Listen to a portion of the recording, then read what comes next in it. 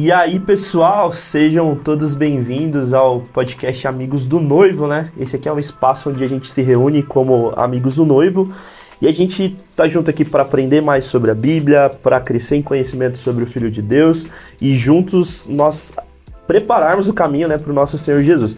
E hoje é um dia muito especial, cara, porque hoje é o primeiro dia que a gente tem um convidado aqui com a gente. E, mano, o convidado não é qualquer um, não. Então, a gente tá aqui com o PH, o Paulo Henrique, e ele é o primeiro amigo do noivo que vai estar compartilhando aqui, falando juntamente com a gente aqui sobre a Igreja Gloriosa. E eu vou deixar o PH se apresentar. Manda aí, PH. E aí, pessoal, tudo bem? E aí, Matheus? É uma honra pra mim, né, ser o primeiro convidado, né, desse podcast que, primeiramente, nasceu no coração de Deus, né, e já tem abençoado algumas vidas. Eu creio que vai abençoar muitas outras, né? Mas e é um prazer pra mim estar aqui. Muito obrigado pelo convite. Que isso, a gente já vem flertando há um tempo, bastante, né? Já vem conversando sobre vamos gravar. Aí deu certo agora. Finalmente.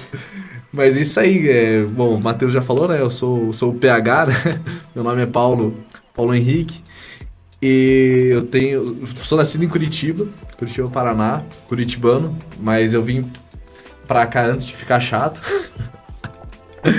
Os caras do restante do Brasil... Explica por quê, vai lá, explica. Assim, eu acho que é uma falácia, tá? Eu acho que é uma coisa que não é verdade, é um sofisma.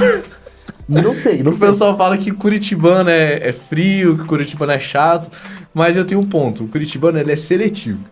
Ele não é de se abrir pra todo mundo. Então não é o curitibano que é chato, é você, no caso. Se o curitibano te ignora, o chato é você. Exatamente. Ok. Primeiro aprendizado. Curitiba é maravilhoso, mano. Curitiba, assim, você vê...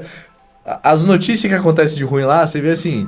A maioria é das cidades vizinhas, entendeu? Sim, região metropolitana. Sim. Você vai ver as notícias de Curitiba, morador de rua encontra a carteira com 5 mil reais e devolve pro dono. Ah, tá bom. As brincadeiras à parte... eu sou nascido em Curitiba, fui criado praticamente em Cascavel e fazem quase 2 anos que eu tô morando no Paraguai, né, em Ciudad del Este. O senhor me levou ali, né, através de uma... Eu já vinha, né, frequentando o Paraguai, assim, há pelo menos uns 10 anos antes de eu mudar pra lá. E há uns 2 que eu já fazia missões ali, né? Uhum. A gente fazia parte da equipe que recebe, né, ainda, os alunos que fazem o prático da Escola 2414 do Céu na Terra.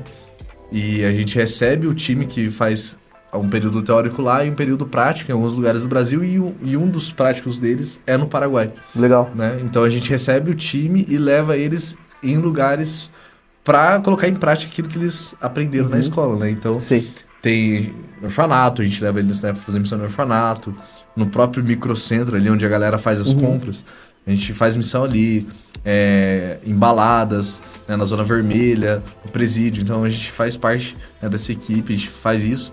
E eu já vinha, né, desempenhando esse trabalho ali até que uma hora o senhor me chamou pra morar ali.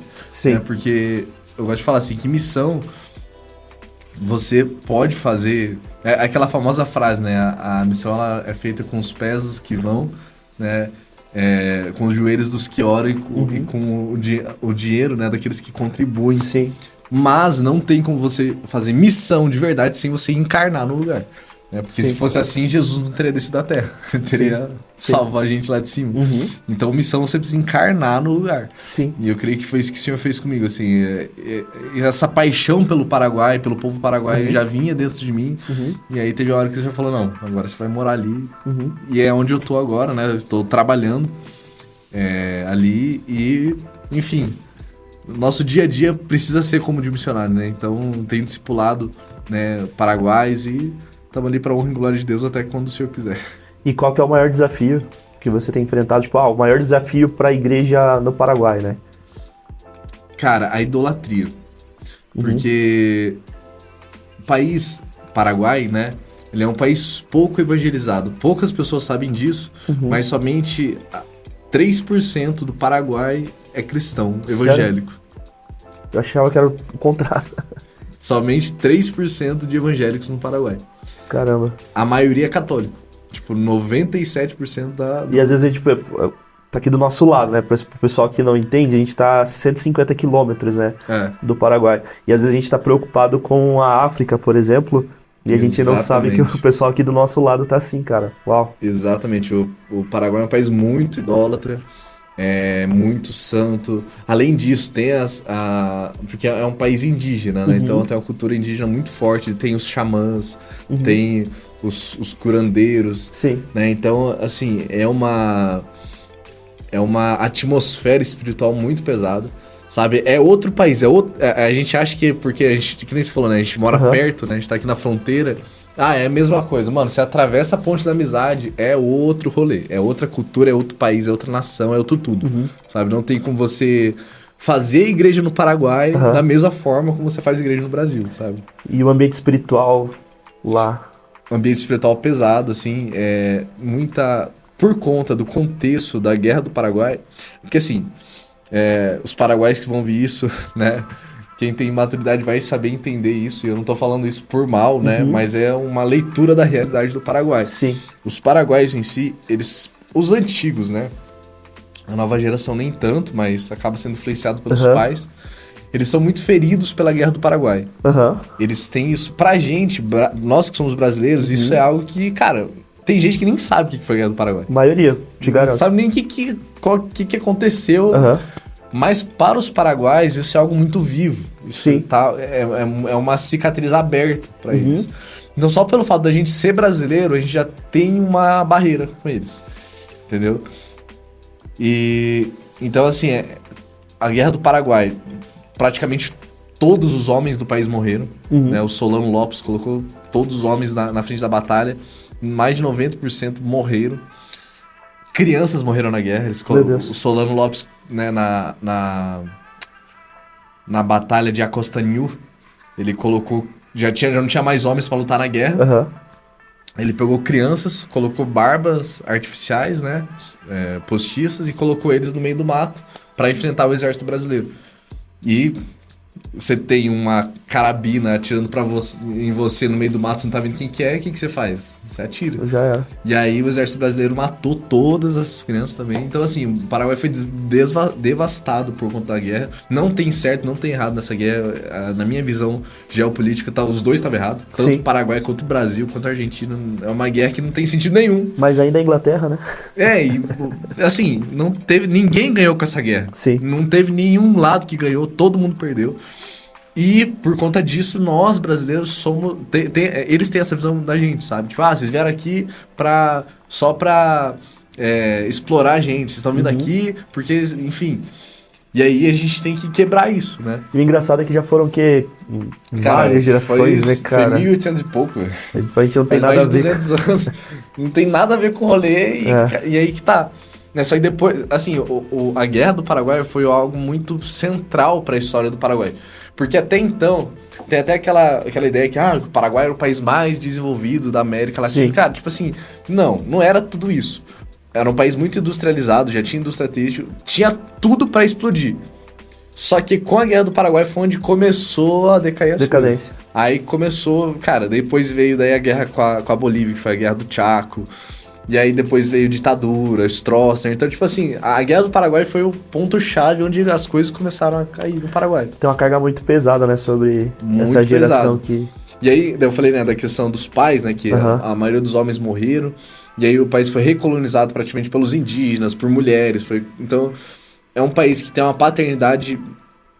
que precisa ser tratado, né? A paternidade de uma maneira absurda, sabe? Você vê essa crise nos paraguaios de falta de paternidade, essa questão do machismo dos homens, né? Em relação a subjugar mulheres, as estudantes de medicina, né? Quem vem daqui do Brasil para ir para o Paraguai sente isso na pele, todos os dias, andando pelo centro, andando pelo Paraguai, sente esse machismo, né? Então, assim, é um país que tem essa carga espiritual muito pesada, mas eu creio que o Espírito de Deus, ele é o que está na Bíblia, né? Sim. Eu vou encher a terra do conhecimento. Como as águas cobrem o mar. Exatamente. Então, não tem lugar ruim. Sim. Né? Não tem lugar... a carga espiritual é pesada, beleza, mas aquilo que habita em nós é muito maior do que está no mundo. E isso faz total sentido com o que a gente vai conversar aqui, né? Porque... a gente tende a pensar na Igreja Gloriosa como uma igreja no céu. É isso aí. E é exatamente o contrário, né? A Igreja Gloriosa é aquela igreja que vai estar cumprindo a grande comissão a todo vapor, né? Sim, com certeza. Isso a gente vê, né? A gente tava, antes de dar o rec aqui, a gente tava conversando, né, sobre essa questão de igreja, né? Eu faço parte de uma igreja chamada Doxa Global Church, né? Tem o seu pastor sênior, né? O pastor Thiago Chagas, meu pastor, meu mentor, eu amo ele de coração, sabe onde eu tô agora. Ele não me conhece, mas eu conheço ele. O pastor Thiago é incrível, assim, um homem que tem realmente mudado a minha vida, assim, tem me discipulado, me pastoreado. E a fundação da Doxa, no Paraguai, né, a gente estava conversando antes aqui, né, antes de dar o play, sobre isso, né, porque não tem como a gente pegar um formato de igreja pronto, pegar um modelo, né, como se fosse uma franquia, né? Ó, aqui a gente faz igreja assim, assim, assado, vai pro Paraguai e planta a igreja assim. Cara, não tem como, até porque isso é antibíblico. Sim. Não existe formato de igreja, não existe igreja pronta. Cara, cada igreja ela tem um propósito específico de implantação apostólico. E tudo também varia de acordo com a realidade daquele lugar, né? Então exatamente. A gente vê o apóstolo Paulo mesmo, ele enfrenta problemas diferentes com a cultura que estava naquele lugar, né? Então, tipo, os rituais pagãos e idólatras que tinham na igreja de Éfeso era diferente da igreja de Corinto, por exemplo, né? Então, a realidade cultural, mesmo que próxima às igrejas ali em localização, eram diferentes. Quanto mais a gente que, por exemplo, tem uma igreja aqui plantada em Foz do Iguaçu, que é o Brasil, uma realidade totalmente diferente que vai pro Paraguai, né? Exatamente. É outro mundo, cara. Exatamente. E não é nem só essa questão, tipo assim, de cidades diferentes. Aqui em Cascavel mesmo, tem várias igrejas e cada igreja tem um propósito apostólico específico. Com certeza. Pelo qual ela foi fundada. Sim. Né? E aí a gente tá falando, né, nessa realidade de Paraguai. Cara, a Doxa, né, ela é uma igreja em duas nações. É uma igreja que tem um campus no Paraguai e um campus no Brasil. Ainda que é uma igreja só, cada campus tem um propósito estabelecido, né? Não tem como a gente pegar um case do Brasil e aplicar no Paraguai. Não, porque quem frequenta a igreja é totalmente diferente. As pessoas que servem, né, é diferente, as demandas são diferentes, então não tem como, sabe? É algo que, cara, a gente tem que... Não tem uma resposta de ouro, sabe? A gente tem que... Tá sensível ao Espírito. Tem que estar sensível ao Espírito. Então vamos entrar um pouquinho mais, assim, no tema, né? Como que você definiria para quem tá escutando, pra gente, o que é a Igreja de Jesus, cara? O que é a Igreja de Cristo? Isso a gente tem muita discussão em torno do tema, né? Cara, Igreja de Jesus, mano. Assim, eu tava pensando a respeito disso, né? Porque quando o Matheus me chamou, né? Ele falou que o tema giraria em torno disso. E eu comecei a pensar, porque eu, particularmente, sou uma pessoa que, cara, eu amo a igreja, sabe? Eu amo a igreja. Efésios é acho que uma das cartas favoritas de Paulo. Eu amo, cara, leio Efésios muito. É a carta da igreja, não tem. E eu comecei a refletir, e assim, eu não tenho uma resposta. Eu não tenho uma resposta, tipo assim, cara, o que é igreja? Cara, eu sou 4ª geração de cristãos na minha família. Sim. Vivo igreja desde quando eu nasci, 24 anos de igreja. Sirvo a igreja. Tenho muitas críticas à igreja. Eu posso fazer essas críticas porque eu vivo e tô fazendo algo, tô construindo algo pra melhorar. Sim. Porque tem muita gente que critica, mas não faz nada. Sim. E eu comecei a pensar, cara, a igreja, ela não é nada menos do que em 2000 anos de história a gente já viu. Só que a minha crise ela é muito mais do que isso. Então, tipo assim, eu não tenho uma resposta e eu não quero ser arrogante e dizer que um dia eu vou ter a resposta. Eu não sei. Porque, cara, me diz, qual instituição no mundo você consegue unir um cara que pensa totalmente diferente do outro, um cara que tem um time totalmente diferente do outro, um cara que tem uma visão política e ideológica totalmente diferente, um pentecostal, o outro que é mais reformado, o outro que gosta de... Mano, tipo assim, a diversidade da igreja, você conseguir unir todas essas pessoas de culturas, credos, raças, de etnias totalmente diferentes, no mesmo propósito, se amando, vivendo em comunhão e se doando. E sem ganhar nada por isso. Faz sentido. Que outra instituição do mundo você consegue fazer isso? Não tem a igreja. Não tem, sim. Assim, a igreja é a coisa mais... Eu falo assim que é a coisa mais maravilhosa e complexa da história da redenção. Sim. Porque ao mesmo tempo que você vê, mano... Cara, eu, assim, quando eu faço parte do time de música, né, da igreja, a gente tá ali tocando e tal. E, mano, pra mim, o ponto auge, assim, o ponto ápice do momento de louvor é quando a igreja canta. Sim, a gente cala os instrumentos e a igreja vem naquela voz... Eu fico, caraca, cara, que é isso, mano? Sim. Sabe? É um pior do que o outro. Mas todo mundo... é a coisa mais linda do mundo junto. Exatamente. Todo mundo desafilado, cada um num tom, mas é a coisa mais linda de se ouvir, né? É, cara, e você fica tipo assim, mano, isso é igreja, mas o que é igreja? É isso, sabe? Tem uma frase, que eu não sei, não lembro agora o autor dessa frase, mas ele fala assim que a igreja, quando eu falo igreja, eu não falo do prédio, igreja, mas o seio da igreja, sabe? A comunhão, esse lugar da igreja é o único lugar do mundo criado que torna possível de se suportar o mundo em que vivemos. É o único lugar do mundo que torna suportável o mundo que nós vivemos. Então, assim, cara, a igreja é isso, sabe? Enfim... Só você ler Efésios, né? Você que tá ouvindo aí, lê Efésios 3, cara, você vai ver, assim, que é o tributo tão alto que as escrituras pagam pra igreja. Sim. É algo que, é como eu falei, eu não tenho uma resposta de ouro, isso aqui é igreja, mas, cara, a igreja, ela foi feita pra glorificar o nome de Deus. Como se fosse uma assembleia de filhos em torno do Messias, em torno de Jesus. Sim. Vivendo em comunhão, né? Porque a igreja ela é muito atacada porque as pessoas olham a igreja como instituição, né? Sim. E eu acho que isso é um erro, cara. Porque a gente precisa... A gente pensar como Deus pensa, né? Deus, ele dividiu o povo dele, né? Israel por famílias, né? Sim. Então você tinha a família de Levi, a família de Ruben, a família de Efraim. E eu vejo essa questão de família, né? Então hoje a gente ainda tem muita divisão no corpo porque as pessoas não entendem essa questão de família. Então você tem a tua família, cara, que são núcleos diferentes. Então, por exemplo, tem o teu tio lá distante com o núcleo de família dele. Mas, cara, o que une vocês como família, o vínculo é o mesmo, cara, que é o sangue, sabe? Exatamente. E a gente tá vinculado pelo sangue de Jesus, né? E eu vejo que a maior dificuldade de viver igreja é viver família, né? Então, cara... E essa onda da institucionalização, né, as denominações, né, Deus não criou as denominações, foi o homem que criou. Mas, como você falou, são famílias, né? E nós todos somos ligados ao mesmo corpo. Né? Ao mesmo corpo que é o corpo de Jesus. E isso é um tema que eu acho, cara, crucial a gente falar. Por quê? Primeiro... Eu vou falar agora um exemplo bom disso, né? Tipo, pra gente entender, não que é bom, mas um exemplo mais leve e depois um mais pesado.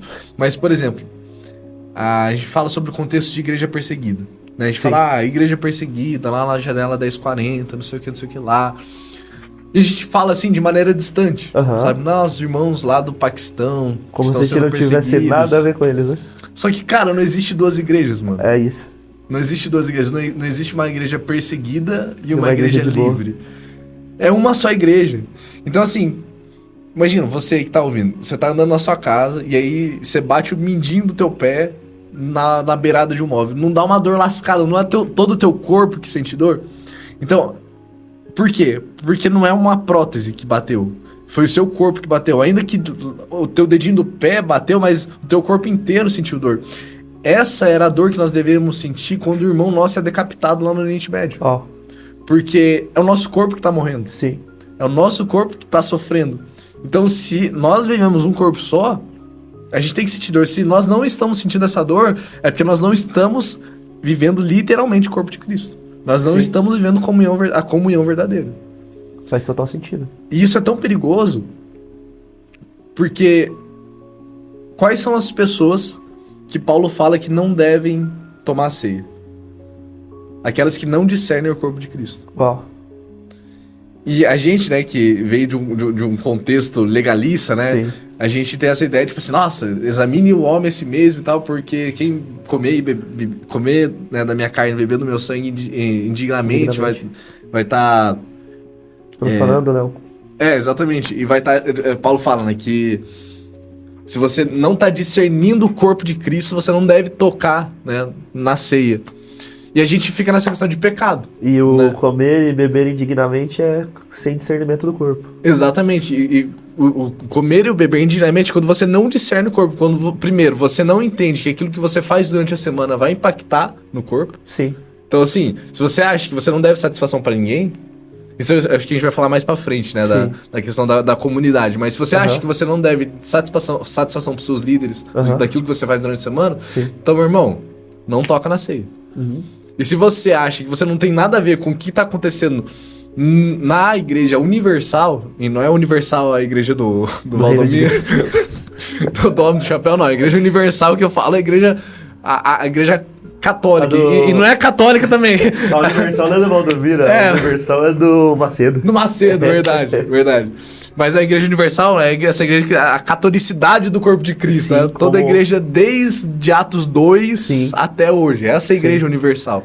Né? Se você não tem noção de que você faz parte, você deve satisfação para esse corpo, então, meu irmão, não toca na ceia. Eu acho até que vale um contexto, né? Porque as pessoas acham que Paulo estava exortando as pessoas acerca de pecado nessa passagem. E ele não estava falando sobre isso. Ele estava falando que as pessoas se reuniam antes de cear e as pessoas faziam uma refeição. Né, porque a ceia era parte de uma refeição, né, eles comiam juntos. E as pessoas estavam, aqueles que tinham muito, eles estavam comendo até se fartar, estavam bebendo vinho até ficar embriagados, e aqueles que tinham poucos, eles não eram aproximados para a mesa para dividir aquela refeição com quem não tinha nada. Quem não tinha nada não comia nada. Sim. E essa é a exortação que Paulo traz quando ele termina nisso, né? E falta um pouco disso, né, pra gente, cara, pra pegar o texto como um todo, né, pra entender o contexto do que tava acontecendo. E, cara, isso é muito forte, cara. Isso é muito profundo. Cara, porque a gente não tem noção, cara, que... Mano, eu sou de uma igreja que é uma comunidade. Sim. Mas, mano, o cara que é da Assembleia de Deus, ele é meu irmão. Com certeza. O cara que é da Batista, ele é meu irmão. Sim. O cara que é da Presbiteriana é meu irmão. Nós somos um só corpo, sabe? Eu sirvo a Igreja de Jesus na minha igreja local. Sim. Assim como eu posso servir o outro... Cara, esses tempos atrás, né? A Dox é uma igreja em implantação, né? Agora vai fazer 1 ano e pouco que a gente tá lá. E a gente não tinha tanque batismal pra batizar. A gente ia fazer o batismo na Doxa do Brasil e a gente não tinha tanque. Né? Não tinha... Cara, só que tinha uma igreja lá, que é uma igreja que nós somos amigos, que tinha esse tanque. Quem a gente fez? A gente pegou o pessoal dela. Sim. E, cara, tá tudo bem. É o corpo servindo o corpo, sabe? Às vezes a gente cria essas barreiras, porque fulano é da... Cara, isso aí é tão antibíblico, é tão prejudicial. Então, século XXI, né? Cara, meu Deus, é assim... eu fico abismado, assim, sabe? E eu vejo pastores fazendo essa divisão, fazendo essa...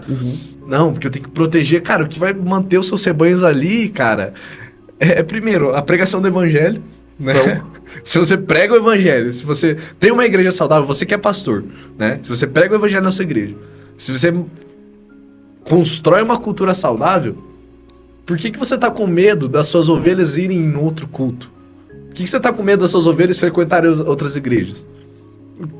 Primeiro que a igreja não é sua, é a igreja de Cristo. Sim. O rebanho não é seu, você tá cuidando do rebanho de Cristo. Se você tá com medo disso acontecer, cara... Entra no seu gabinete, dobra o seu joelho. E eu falo agora com uma posição de menino. Me chamo de menino. Me chamo de imaturo, piá, né? Como a gente fala aqui no Paraná. Eu falo numa posição de humildade. Mas isso não é certo, sabe? Sim. Essa não é a posição adequada de um líder. Sim. Assim, ó, Jesus, ele não foi quem começou a igreja em si, né? Mas tem uma fala que me pegou de Jesus, cara... Que eu tô lendo os evangelhos, tipo, Lucas 1, Mateus 1, em seguida. Então vocês vê a mesma história 3 vezes ali, né? Sim. E aí Jesus ele tá pregando no lugar, tem muita gente, e aí chega a galera e fala assim, mestre, a sua mãe e seus irmãos chegaram, e eles querem falar com você. Daí ele fala, quem é minha mãe? Quem é meus irmãos? Esses aqui são minha mãe, esses são meus irmãos. É minha mãe e meus irmãos aqueles que fazem a vontade do Pai. Uau, então, cara, tipo, se a gente faz a vontade do Pai, se a gente segue essa palavra, né? Se a gente tem comunhão com o Cordeiro, cara, a gente é irmão. Então... Cara, tem uma frase, se eu não me engano é do John Stott, não, é do Tim Keller, acho que é do Tim Keller essa frase, se não tiver me corrijam, que ele fala assim que você tem mais em comum com um cristão que mora no Tibete, nas montanhas, do que com seu vizinho incrédulo. Você tem mais em comum com um cristão que mora lá isolado nas montanhas do Tibete do que com seu vizinho incrédulo. E pra você ver o poder da Igreja Universal. A gente às vezes pensa o tudo em comum da Igreja de Atos como tipo assim, cara, eu preciso gostar do que o Paulo gosta, eu preciso torcer pro time que o Paulo torce, eu preciso ter o tênis que o Paulo tem pra ter tudo em comum, mas às vezes o tudo em comum é o nosso tudo que é Jesus, né? É Jesus, é o sangue. Sim. Cara, isso é... A gente poderia ficar mais 1 hora falando só disso, né? Não teria problema nenhum. Cara, total, assim. É isso, mano. A igreja é esse corpo místico que se estende no mundo inteiro. E agora vamos na real, cara. Em olhos humanos, vamos olhar como pessoas normais, como seres humanos. Cara, é impossível isso se manter. Humanamente falando. Sim. Se não tiver alguém superior que tá cuidando disso e tá movendo essa história, cara, é impossível isso se manter, cara. Sim.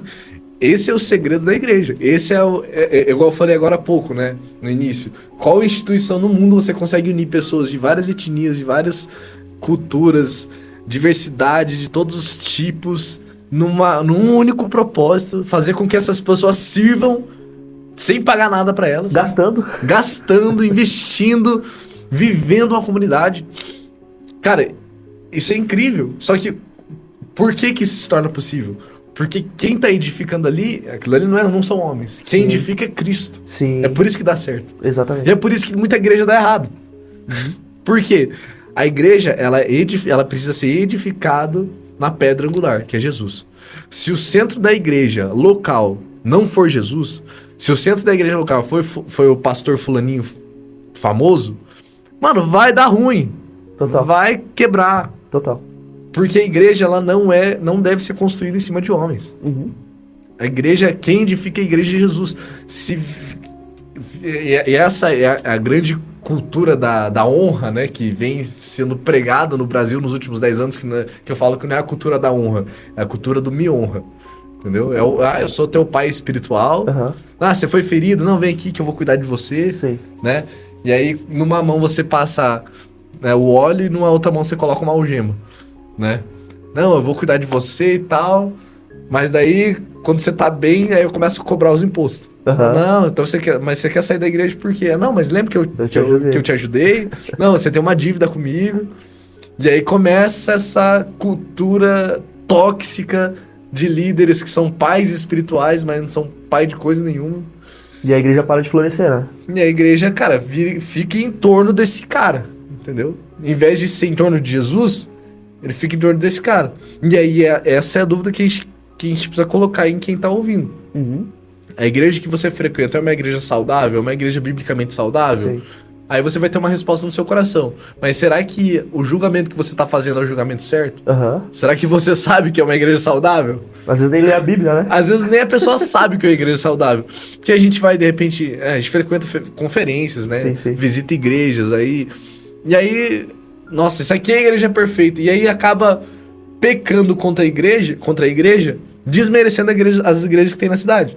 Mas, cara, não é possível que numa cidade não tenha igrejas saudáveis e bíblicas. É que às vezes a gente olha a igreja saudável e bíblica pelas métricas humanas. E a gente gosta de performance. Exatamente. E às vezes a igreja bíblica e saudável tem 25 irmãos se reunindo numa casa. Exatamente. É isso aí. É isso aí. E eu vou puxar um ponto aqui, cara, que ele tava mais pro final da pauta, mas eu vou deixar o rio fluir, porque eu acho que você puxou aí o ponto principal. Cara, existem muitas igrejas que estão sendo fundamentadas e embasadas no fundamento humano. Então, homens que estão sendo o centro disso daí. E, cara, a gente sabe que Jesus, Deus, eles não dividem a sua glória, cara. Sim. E Jesus, ele é extremamente zeloso com o corpo dele, ele é extremamente zeloso com a noiva dele. Sim. E a gente tem vivido cada vez gradualmente aumentando, e hoje, especificamente hoje, aqui, em junho de 2024, uma onda de escândalos na igreja brasileira. E você pensa que, por causa da igreja estar sendo fundamentada em homens, através de influência e confiança nesses homens, Deus permite o escândalo vir para que essas pessoas sejam expostas a isso e possam ter a chance de se arrepender e mudar de vida? Sim. Cara, assim, é bíblico, né? E é doloroso falar disso, né, cara? Sim, exatamente. É muito doloroso, principalmente... Não, primeiro, afeta, né, o corpo. Total. Se dói no corpo, dói na gente. Não Sim. tem como. A gente que ama a igreja, que vive a igreja, que se entrega pra igreja, cara, semanalmente, né, anualmente, a gente tá ali vivendo a igreja e recebe uma notícia dessa ou vive uma coisa dessa, cara, é muito difícil, é um processo muito difícil. Sim. Mas, cara, é bíblico, os escândalos vão vir. Os hereges, eles precisam ser expostos. Sim. Né? E é muito triste, eu vejo assim, pela questão principalmente do pequenino. Aham. Aquele que tá começando na fé agora, cara, ele só tem uma paixão, Jesus. E a igreja. Aham. A igreja que, cara, transformou a vida do cara, era traficante, era... Cara, ele trapaceava, era tudo errado, aí vem pra igreja, aprende, né, o que é ter uma vida íntegra diante de Deus, diante dos homens e tal, e de repente um escândalo, pá. Agora, a chance desse cara desanimar na fé, tropeçar e se escandalizar, que é um pecado, é muito grande. Sim. Então, assim, por conta desses escândalos, quanta gente não tá se perdendo? Sim. Não deveria ser o certo? Não deveria, mas pode acontecer. É. Pode acontecer. E eu vejo, assim, às vezes um esforço da gente... Eu vou colocar a gente porque pô, é um corpo, né? Sim. Mas eu vejo um esforço de pessoas dentro do corpo, né? De, cara, tentar colocar panos quentes, né? Tipo, cara, quem somos nós para falar sobre isso? Mano, não, que isso, cara? Vocês são perfeitos agora. E, tipo, meio que tentando abafar o escândalo, né? E, às vezes, o que Deus quer realmente é trazer luz pro que tá sobre as sombras, para que as pessoas, primeiro, as pessoas tenham a chance de se arrepender, né? Quem pecou, e para que a gente que tá olhando, como Paulo fala, né? Vocês que estão de pé, cuidem para que não caiam, né, cara? E às vezes a gente aprende com isso, né? Cara, esse é o mesmo argumento que a galera usa na política do rouba mais faz. Sabe? Não, fulaninho roubou, não, mas pelo menos ele fez. Sim.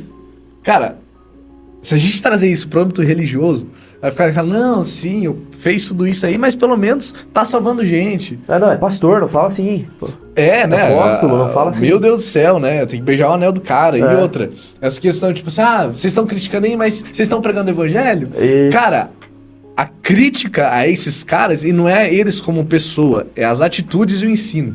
E é o que Paulo ensina a fazer, né, cara? Paulo, às vezes assim, a gente tem aquela cultura de, pô, o pastor pregou ali, não a figura do pastor, né? A pessoa que tá dando o ensino ali. O Paulinho foi lá e ensinou uma parada torpe, cara, que tá errado. Sim. A gente, cara, você não pode ficar questionando, deixa a palavra ser falada. E Paulo, ele nos ensina justamente o contrário, né, cara? Exatamente. Ele fala, cara, como é que vocês vão fazer pra descobrir que tem um falso profeta? Você vai expor esses caras, você vai testar esses caras. Exatamente. Entendeu? Então a gente vê o quê? A árvore boa, ela dá frutos. E a gente conhece um falso profeta pelos frutos dele. Só que a gente precisa pesar o que são esses frutos pra gente saber se esse cara tem produzido bons frutos ou não. Então Paulo, ele apresenta isso, tipo, quando eu li isso mexeu muito na minha cabeça. Ele apresenta a galera que só fala uma vez esse povo na igreja, que são os bereanos. Cara, os bereanos ouviam Paulo, mano. Paulo pregando, e os caras falavam, beleza, Paulo, você é o grande Paulo, mas pra mim não importa o que você fala se não tiver escrito aqui, deixa eu abrir minha Bíblia e vou ver se é verdade. Sim. Se não for verdade, eu vou ter que te expor. E a gente tem esse milindre, né, de se indispor, cara, enquanto é uma coisa muito séria, né? Pessoas estão morrendo, pequeninos, como você disse, estão tropeçando e estão morrendo na fé por causa de coisas assim. Exatamente. Cara, o Paulo chama, né, os únicos que Paulo chama de nobre, né? E ninguém mais fala desses caras, né? Inclusive não tem nada na história sobre eles, né? E outra, você vê que Bereia não era uma cidade que tava na rota de Paulo. Sim. Não é uma cidade que Paulo queria ir, né? Pelo contrário, por quê? Porque o ministério de Paulo era pregar em lugares, em cidades grandes, que sejam influentes culturalmente, para que a mensagem fosse propagada, né? Então ele vai para Corinto, né? Ele vai para Roma, ele vai para lugares onde são grandes polos para que grandes multidões escutassem a mensagem e assim fosse propagado. E Bereia, ele vai porque ele tinha sido perseguido antes. Né? Os irmãos foi quase apedrejado lá, quase morto, e mandaram ele para Bereia, que era uma cidade pequena, uma comunidade, né, bem mais tímida ali. Só que, como ele falou, né? Ele encontra um tesouro ali, né? Ele encontra o tesouro. Ele fala assim, cara, diferente das como que fala? De como ele foi confrontado na cidade anterior, eles foram mais nobres. Sim. Porque foi um confronto diferente. Eles não confrontaram ele apedrejando. Não, foi através da palavra. Ah, beleza, Paulo, eu entendi isso aí que você falou, mas em casa eu vou ler pra ver se realmente é isso que você tá falando. Exato. Né? E é isso que, cara, no Brasil, por conta dessa cultura que eu falei agora um pouco do Me Honra, do cara que tá lá em cima, que é o hypado, é o pastor que tem a locução ali, ele sabe falar bem, ele tem uma boa oratória, e tem palavras de efeito, e coisa arada. A gente fala, não, o que esse cara falou é verdade, eu não posso, não. Olha o tanto de seguidores que ele tem ali no Instagram dele. Não, tem gente grande, mano... Se ele me amaldiçoar, eu tô... E cara, e Paulo, lá em Gálatas, ele vai falar justamente isso. Ele fala assim, não, teve gente ali que era grande, que era famosos, mas pra mim não importa nada se o cara é famoso ou não. Exato. Cara, é por isso que eu gosto de Paulo. Ele fala, cara, ele vai lá depois e confronta Pedro, né? Ali em Gálatas 2, se eu não me engano, 2, 3, que eles chegam ali em Jerusalém, né? Paulo leva Tito, né, um grego. Então você tem que entender que ali, né? Hoje a gente fala grego, pra gente é qualquer pessoa, mas naquela época, era inimigo, né? Exatamente, era inimigo e se vestia como grego. Né? Tinha uma forma de vestimenta, de corte de cabelo, de barba, que era totalmente diferente dos judeus. E já tinha essa rinha, né? Essa rixa entre judeus e gregos por conta de Alexandre o Grande, né? Do período ali de helenização, né? Depois vem Judas Macabeu. E aí tem todo esse contexto geopolítico ali, religioso, muito difícil entre judeus e gregos. E Paulo leva um Tito, um grego convertido, para Jerusalém. E aí Pedro tava ali, chega... Pistolou. Aí vai e sai da mesa, porque tinha um grego ali para se parecer santo. E aí Paulo, cara, ele fala que ele confronta Pedro face a face. E que eu acho interessante... E não é qualquer pessoa, né? E não é qualquer pessoa, exatamente, mano. Pedro era o 01 da igreja. É a pedra. Ele era, mano, o pastor Pedro, velho. Sim. Era o top ali. E que eu acho interessante é que Paulo escreve isso, sabe? Sim. Ele relata que Pedro era que tal. Pedro tinha sido hipócrita, Sim. sabe? E é isso que eu falo, a nossa fidelidade com a palavra, ela tem que ser fiel independente de quem seja. Sim. É o seu pastor, claro, a gente não vai confrontar de maneira... mal educada, né? A gente vai confrontar biblicamente. Em amor, né? Exatamente, em amor, batendo os pontos da palavra. Ó, Sim. você falou isso, mas conforme a palavra, é isso. Exatamente. Aí, né? Então, por conta dessa cultura do cara que tá lá em cima hypado, falar a verdade, a gente acabou se fechando, né, pra palavra e se abrindo pra tudo que ele fala. E a gente vem de um contexto, né, que às vezes as pessoas não viveram o que a gente viveu, né? Então, por exemplo, cara, pra gente conseguir falar com um pastor, né, não na igreja que eu estou hoje, né? A igreja que eu estou hoje, eu tenho livre acesso ao meu pastor e beleza, meu pastor é meu amigo, eu tenho liberdade com ele, mas na igreja que eu vim, no contexto que eu nasci, cara, você pra falar com o pastor era quase a mesma coisa que você falar com o Papa, né? Velho. Cara, o pastor chegar pra você e falasse assim, você tem que fazer tal e tal coisa, e essa parada tava contra a Bíblia. Cara, é o pastor, mano, claro. Faça. E a gente vem nesse contexto, né, como se fosse o rei, né, como se fosse... E assim, a comunidade, embora exista autoridade sobre as pessoas que forem entregues os ministérios de ser o cabeça dessa comunidade local, nós temos que viver em irmandade, né, cara? E se eu amo esse cara, se eu amo esse meu pastor, e eu não apontar para ele o caminho dele, o caminho que ele não tá acertando, cara, significa que eu não amo ele coisa nenhuma, e que eu vou deixar ele tropeçar. Não, e é exatamente. E vai da questão também do modelo de igreja, sabe? Cara, se não tem um presbitério local, cara, é muito... Tipo assim, é muito fácil essa igreja cair em escândalo. Porque se é um cara decidindo só, mano... E era questão de prestar conta também, né, exatamente. Cara? Você tem que ter... Você falou uma coisa que é muito certo, cara.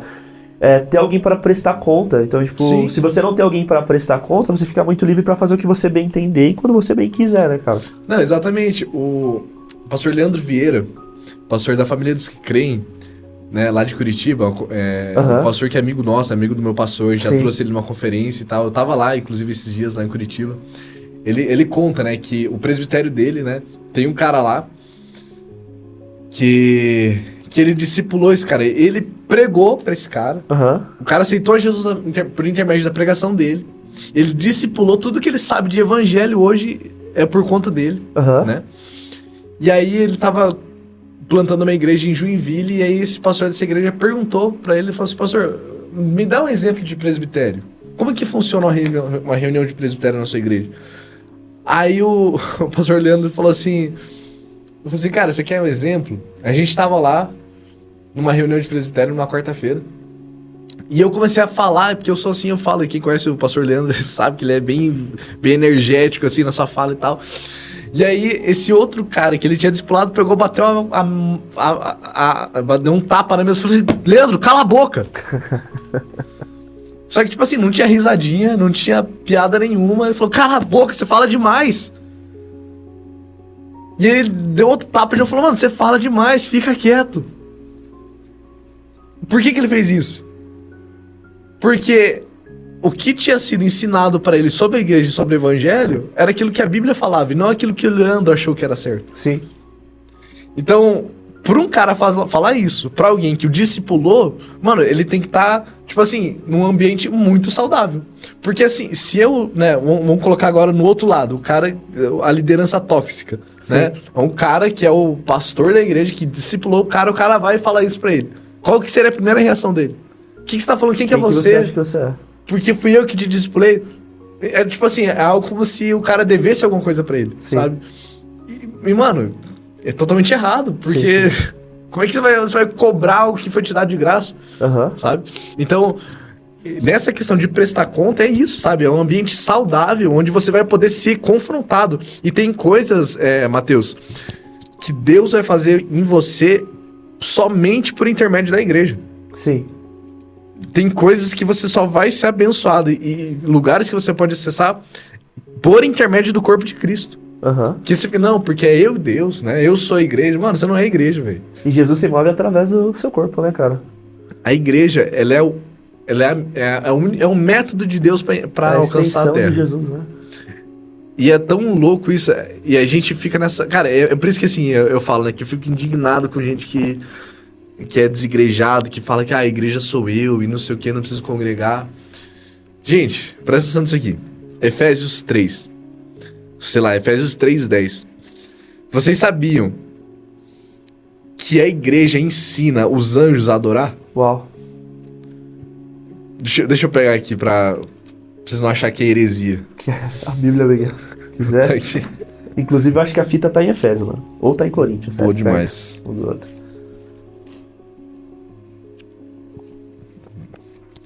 Deixa eu abrir aqui. Isso aqui vocês vão ficar de cara. Porque é uma heresia que, se não tivesse na Bíblia, seria muito bom. Esse cara vai fazer curso pra anjo agora, mano, por causa de você. Não, sabe por quê? Porque a gente fica naquela coisa assim, né? Vamos adorar como os anjos adoram. E os anjos adoram como a igreja. Mas na verdade, a gente ensina como... Ó, Efésios 3:10. Cadê? E isso para que agora... Essa aqui é a NVI? Essa é Nova Almeida atualizada. NA. E isso para que agora, pela igreja, a multiforme sabedoria de Deus se torne conhecida dos principados e das potestades nas regiões celestiais. Vou ler de novo. E isso, né? Ele está falando sobre a igreja. Sim. Então, eu leio o versículo 9. E manifestar a todos qual é a dispensação do mistério, que durante tempos passados esteve oculto em Deus. O que é esse mistério? A igreja. A igreja. A igreja.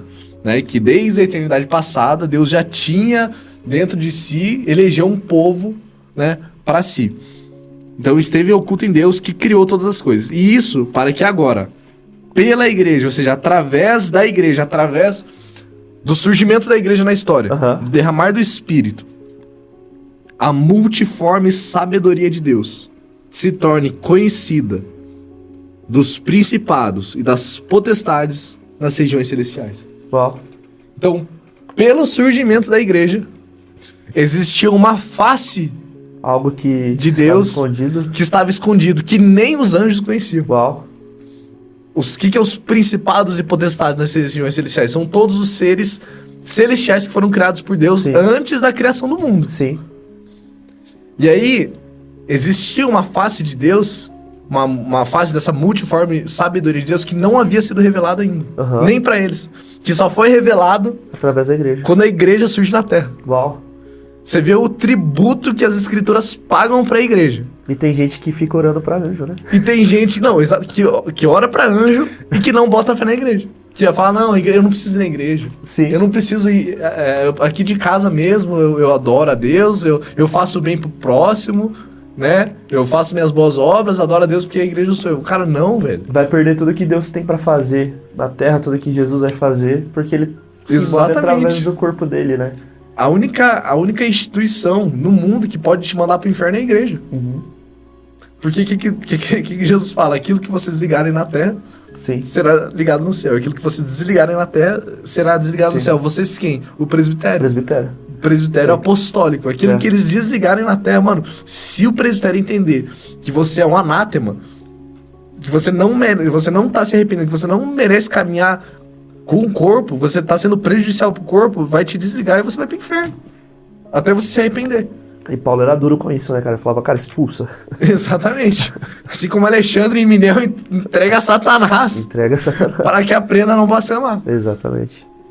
Cara, isso é poderoso. E assim, ó, vamos pensar, né? A gente vendo todo esse cenário, cara. Uma igreja que é dividida, a gente precisa ser sincero, cara. Então, cara, existem muitas pessoas que não conversam com uma pessoa se ela for de uma outra denominação, cara. Eu não tô falando de católico com cristão, não. Tô falando entre cristãos, mano. Sim. Então, assim, se você não é da minha igreja, você não é meu irmão, você é meu primo. Entendeu? Sim. Ai, a gente vivendo num contexto como esse. A gente vivendo num contexto em que a gente vê, evidentemente, Jesus como agricultor, né? O pai como agricultor podando os galhos que estão defeituosos. Sim. A igreja sendo chacoalhada, a igreja saindo escândalos de dentro da igreja. E dia após dia, cada dia é um escândalo novo. E não são pessoas, por exemplo, o Mateus de Cascavel que trouxe o escândalo, cara. São grandes líderes, sabe? Como que essa igreja vai chegar naquela igreja que Paulo escreve em Efésios 4, que vai ser a igreja que vai ter a plenitude do Filho de Deus, que vai ser a igreja madura, a igreja gloriosa. Sim. Cara, a gente tava falando sobre essa questão de, igual você falou, né, de primo, né? Ah, eu vejo um cara de outra igreja, ele é meu primo. Eu acho que, claro, a primeira evidência, né, de que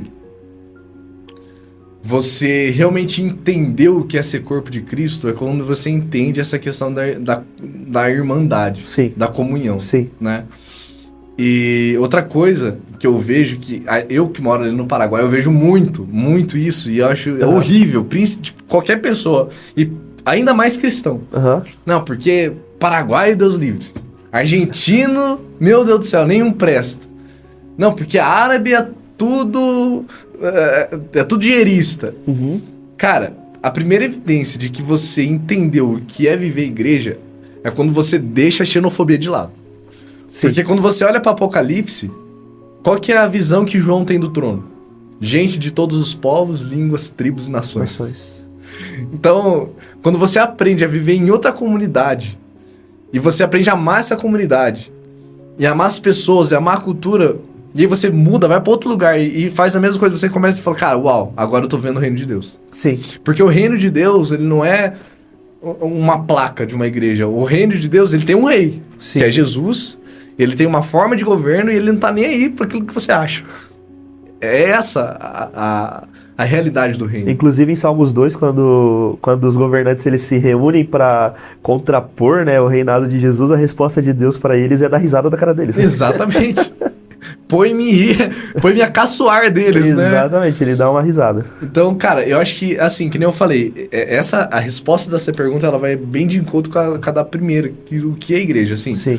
Existem alguns pontos de como uma igreja vai se tornar a igreja gloriosa, porque essa igreja gloriosa, ela vai acontecer. Sim. É a igreja sem mácula, a igreja perfeita, a noiva de Cristo que vai se casar com o noivo. E, cara, eu vejo assim, a principal... como eu falei, existem vários fatores, a galera que é velha de igreja vai saber dizer melhor isso, mas um dos fatores que eu vejo, pela minha vivência de igreja, cara, a igreja precisa ser monotemática. Uhum. A igreja precisa... Qual que é o principal assunto de Deus na Terra? O Evangelho. Qual que precisa ser o principal assunto da igreja? O Evangelho. E esse Evangelho ele não pode ser confundido com o Evangelho que me agrada, né?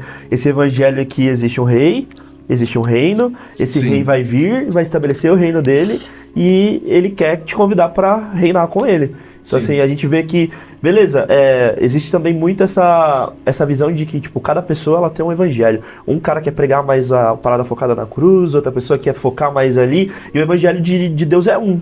Cara, o evangelho ele é completo. Exatamente. O evangelho ele é completo. Ele tem vários capítulos, mas ele é completo. Ele Sim. não é fragmentado. Exatamente. É isso que a gente precisa entender. Por quê? A gente fica nessa pira, porque a igreja tinha que falar mais sobre racismo. Aham. Cara, não! Um cara realmente convertido, ele nem precisaria ter... Não, a igreja precisa falar mais sobre machismo, sobre feminismo, sobre política. Cara, a igreja tem que falar sobre o evangelho. Sim. Dentro do evangelho, a gente pode tratar a respeito de como a visão do evangelho sobre o racismo. Qualquer E assunto. o evangelho tem sim algo para falar sobre racismo. Sim. O evangelho tem sim algo para falar sobre política. Sim. Mas é através da ótica do evangelho. Sim. Porque se a gente fazer igreja pensando em contexto social, cara, isso é humanismo. Sim. Isso é humanismo. São sofismas que Paulo fala em, se eu não me engano, 1º ou 2º Coríntios 10, que vai falar assim que nós não devemos lutar com armas humanas. Por mais que nós somos humanos, nós não devemos lutar conforme os padrões humanos. Sim. Antes, nós devemos lutar com as armas... Eu tô meio que parafraseando o versículo, eu não lembro dele na íntegra, né? Sim. Mas nós devemos lutar com as armas espirituais, né? Para destruir fortalezas. As armas que são poderosas em Deus para destruir fortalezas. O que são essas fortalezas? Paulo vai dizer que são sofismas, né? A palavra grega ali é sofisma. Sim. E o que é sofisma? São coisas que aparentam ser verdades. Uau. Eu não falo nem que é meia verdade, porque não existe meia verdade. Ou é verdade ou é mentira. Então, Sim. o sofisma, elas são coisas que aparentam ser verdades. Sim. Então, a gente vai ser essa igreja gloriosa à medida que a gente for progredindo no caráter de Cristo. Todos os membros entendendo a catolicidade do corpo, entendendo que nós devemos amar uns aos outros, entendendo essa questão de... Cara, você quer ver um exemplo assim, você chegar numa igreja e falar, cara, essa igreja é saudável. Quando você fala assim, quando todos estão falando a mesma coisa, quando Jesus fala para os filipenses, tenham em vós o mesmo sentimento que houve também em Cristo Jesus. Que por ser Deus não julgou como usurpação ser igual a Deus. Antes a si mesmo se humilhou. Cara, esse sentimento de julgar o outro superior a mim, esse é o sentimento que deve reinar na igreja.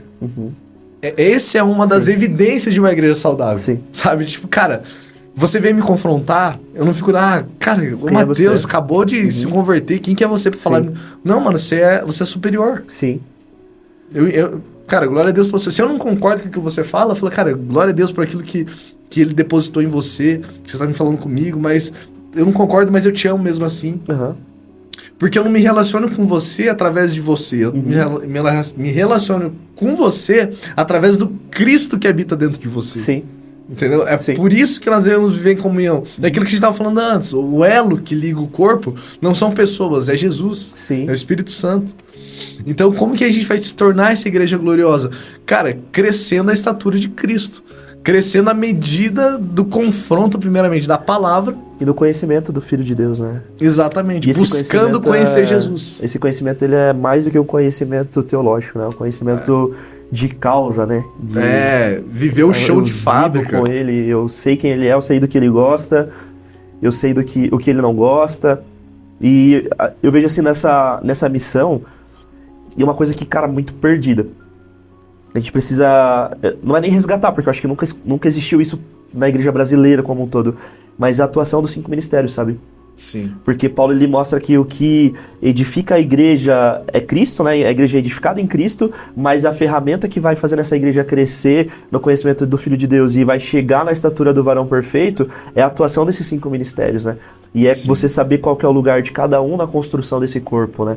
Então, cara, tem apóstolos, tem mestres, tem profetas, tem pastores, mas não tem um que é maior que o outro. Os 5 ministérios, eles vão agindo juntos, né, nessa construção. E eu tenho uma teoria pra mim, né? Que, por exemplo, a gente fala sobre amigos do noivo, sobre preparar o caminho. E na minha visão, na minha concepção, o que vai preparar o caminho para Jesus, que vai preparar... Porque preparar o caminho é preparar pessoas, é preparar a igreja. Sim. É a atuação dos 5 ministérios, cara. E eu vejo que isso hoje, no cenário de hoje, isso não tem valor dentro do nosso contexto de igreja geral. Não tô falando da minha comunidade ou da sua comunidade. Uhum. Cara, é aquilo que a própria Bíblia fala, né? A respeito o povo padece por falta de conhecimento, né?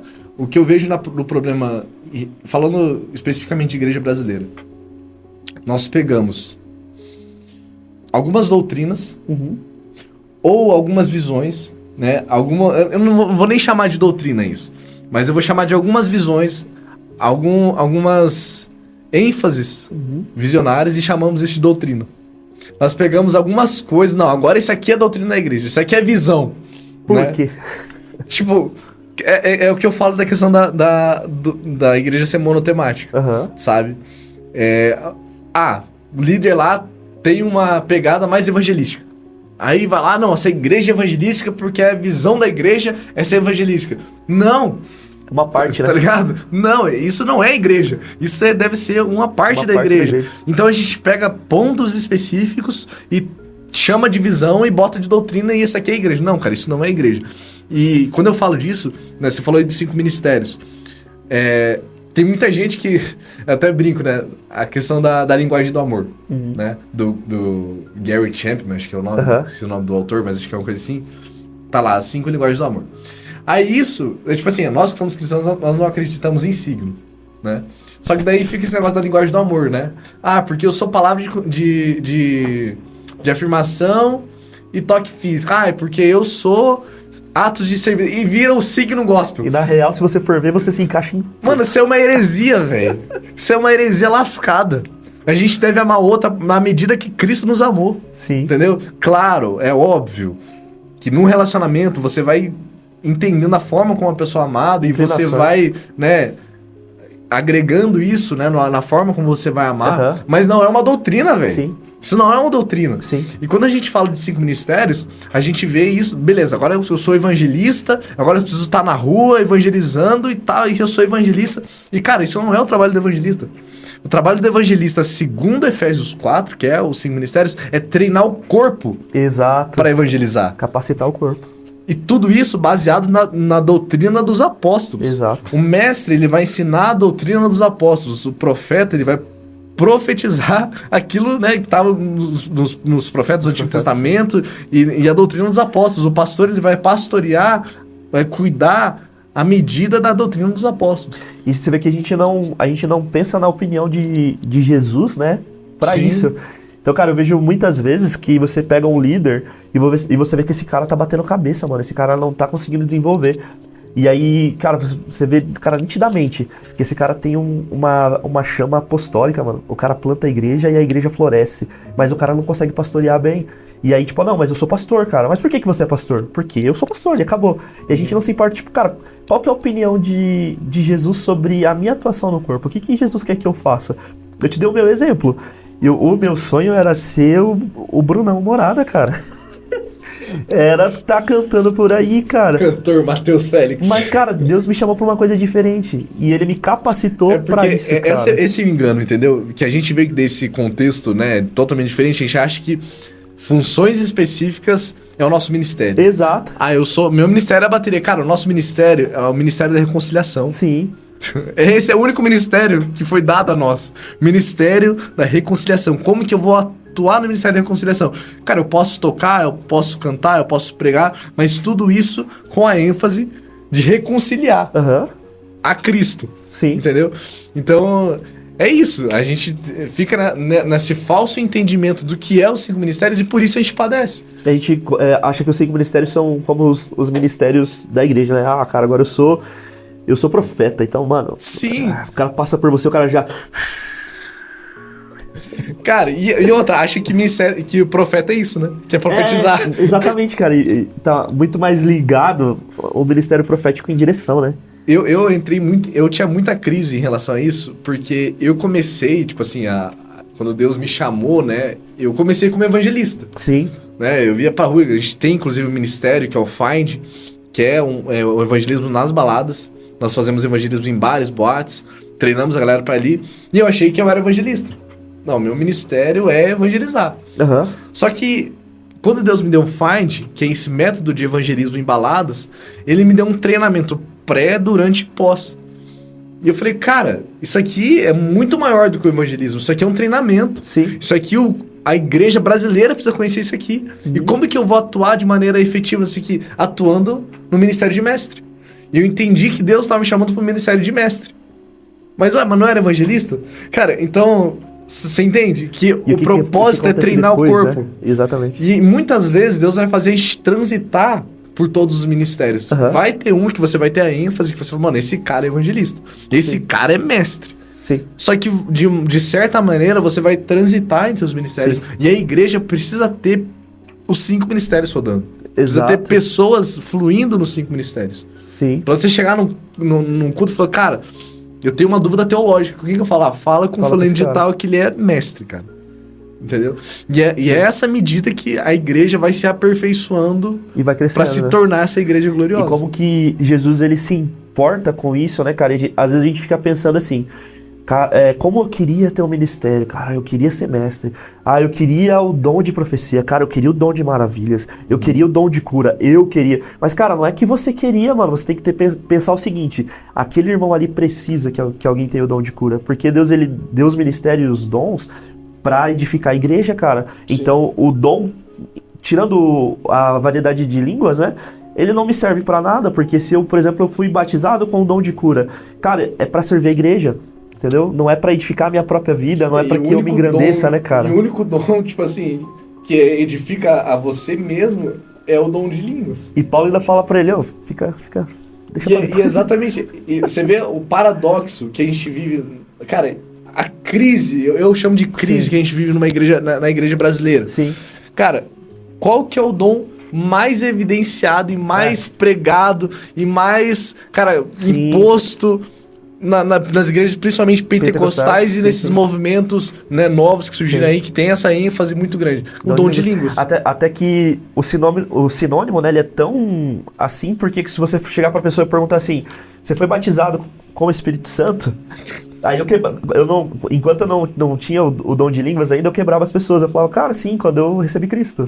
Porque a Bíblia fala que quando nós recebemos Cristo, nós recebemos o Espírito Santo. Sim. Negativo, meu irmão. Aqui nessa igreja você só é batizado com o Espírito Santo se você tiver o dom de línguas. Mas é o pentecostalismo, né? Tipo assim, o pentecostal é aquele que crê, né? Que a evidência do batismo do Espírito Santo é com a glossalia, né? Glossolalia. Glossolalia. É isso. Né? Mas tá totalmente contrário, né, cara? Porque se você... Isso só edifica a mim mesmo. Mas se eu procurar, por exemplo, o dom de discernimento e eu buscar esse dom em oração, cara, eu vou edificar todo um corpo, mano. Mas aí que tá. Nós vivemos no século XXI. Num período de tempo no qual nós chamamos pós-modernidade, Aham. né? Qual que é o zeitgeist desse tempo, né? Qual que é o espírito da época? É a pós-modernidade, né?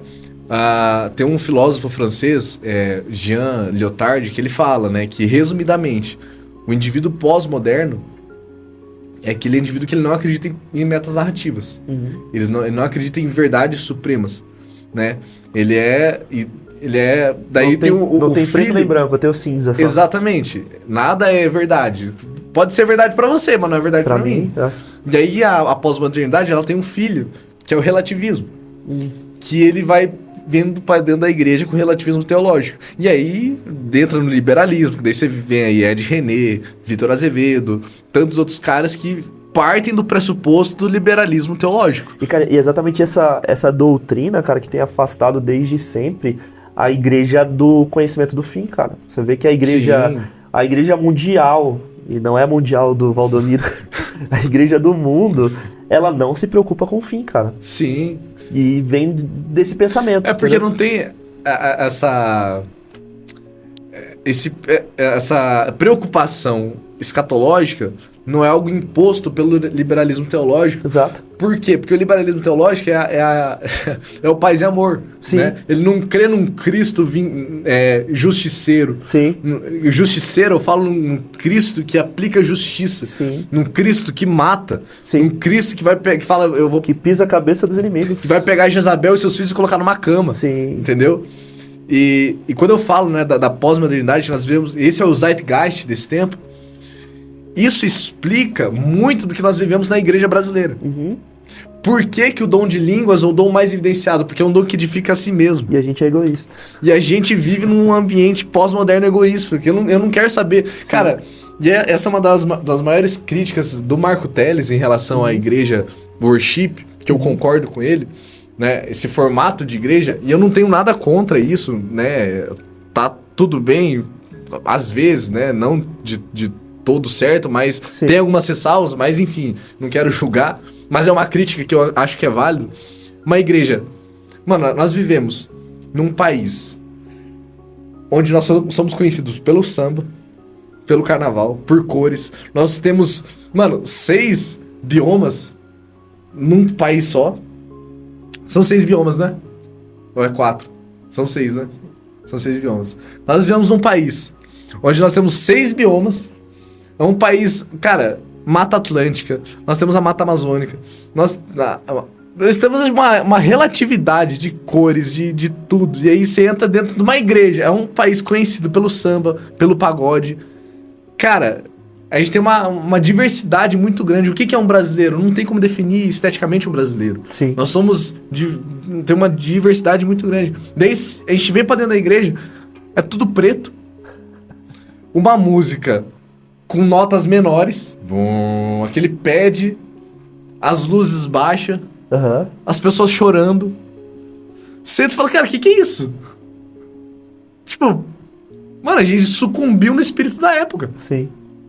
Aí você vai pra igreja somente pra uma reunião, e agora eu tô falando num contexto de igrejas, né, não nesse espectro saudável, mas igrejas que estão preocupadas só com reuniões. Você entra numa igreja que tá assim, nessa estética, preta, luzes baixas, um pé de fundo com notas menores, todo mundo ali chorando. Você não tem relacionamento. Você entra ali, aí um cara do nada começa a falar umas línguas estranhas, que você não entende nada. Vai orar pelo cara pra salvação e o cara já começa a dar aí, tipo assim, cara, você fica tipo assim, mano, o que é isso, velho? Será que a gente tá expressando a comunhão de verdade? Será que a gente tá vivendo aquilo que Cristo queria como igreja? Será que nós estamos vivendo a catolicidade do corpo? Será que a gente está vivendo comunhão? Ou a gente só está indo para fazer mais um culto, mais um evento, sim, falar que foi bonito, cantar as músicas do hype? E já era. Entendeu? E faz muito sentido até que existe uma vertente crescente de pessoas que não acreditam na continuidade dos dons, né? Sim. Os caras acreditam que os dons acabaram, cessaram ali na igreja de Atos. Cara, e faz sentido, porque a gente não vê, muitas vezes, a atuação dos dons, porque as pessoas não estão preocupadas em buscar os dons que é pra servir a igreja, né, cara? Sim. Cara, por que eu vou gastar Então, é uma metáfora, né? Por que eu vou gastar horas de oração? Por que eu vou gastar suor? Por que eu vou gastar lágrima pra buscar um dom que ele não vai servir pra mim, cara? Ele só serve pros outros. Cara, e assim, tem até gente que quer isso. Sim. Mas pelo motivo errado. Com a motivação errada. Uhum. Porque pra mim, sinceramente, de uns tempos pra cá, eu tenho buscado muito mais desenvolver o fruto do Espírito... Caráter. Do que dons. Sim. Porque os dons, cara, eles são dons de Deus, que vão ser derramados conforme a sua vontade. Claro, a gente busca, a gente ora, a gente pede.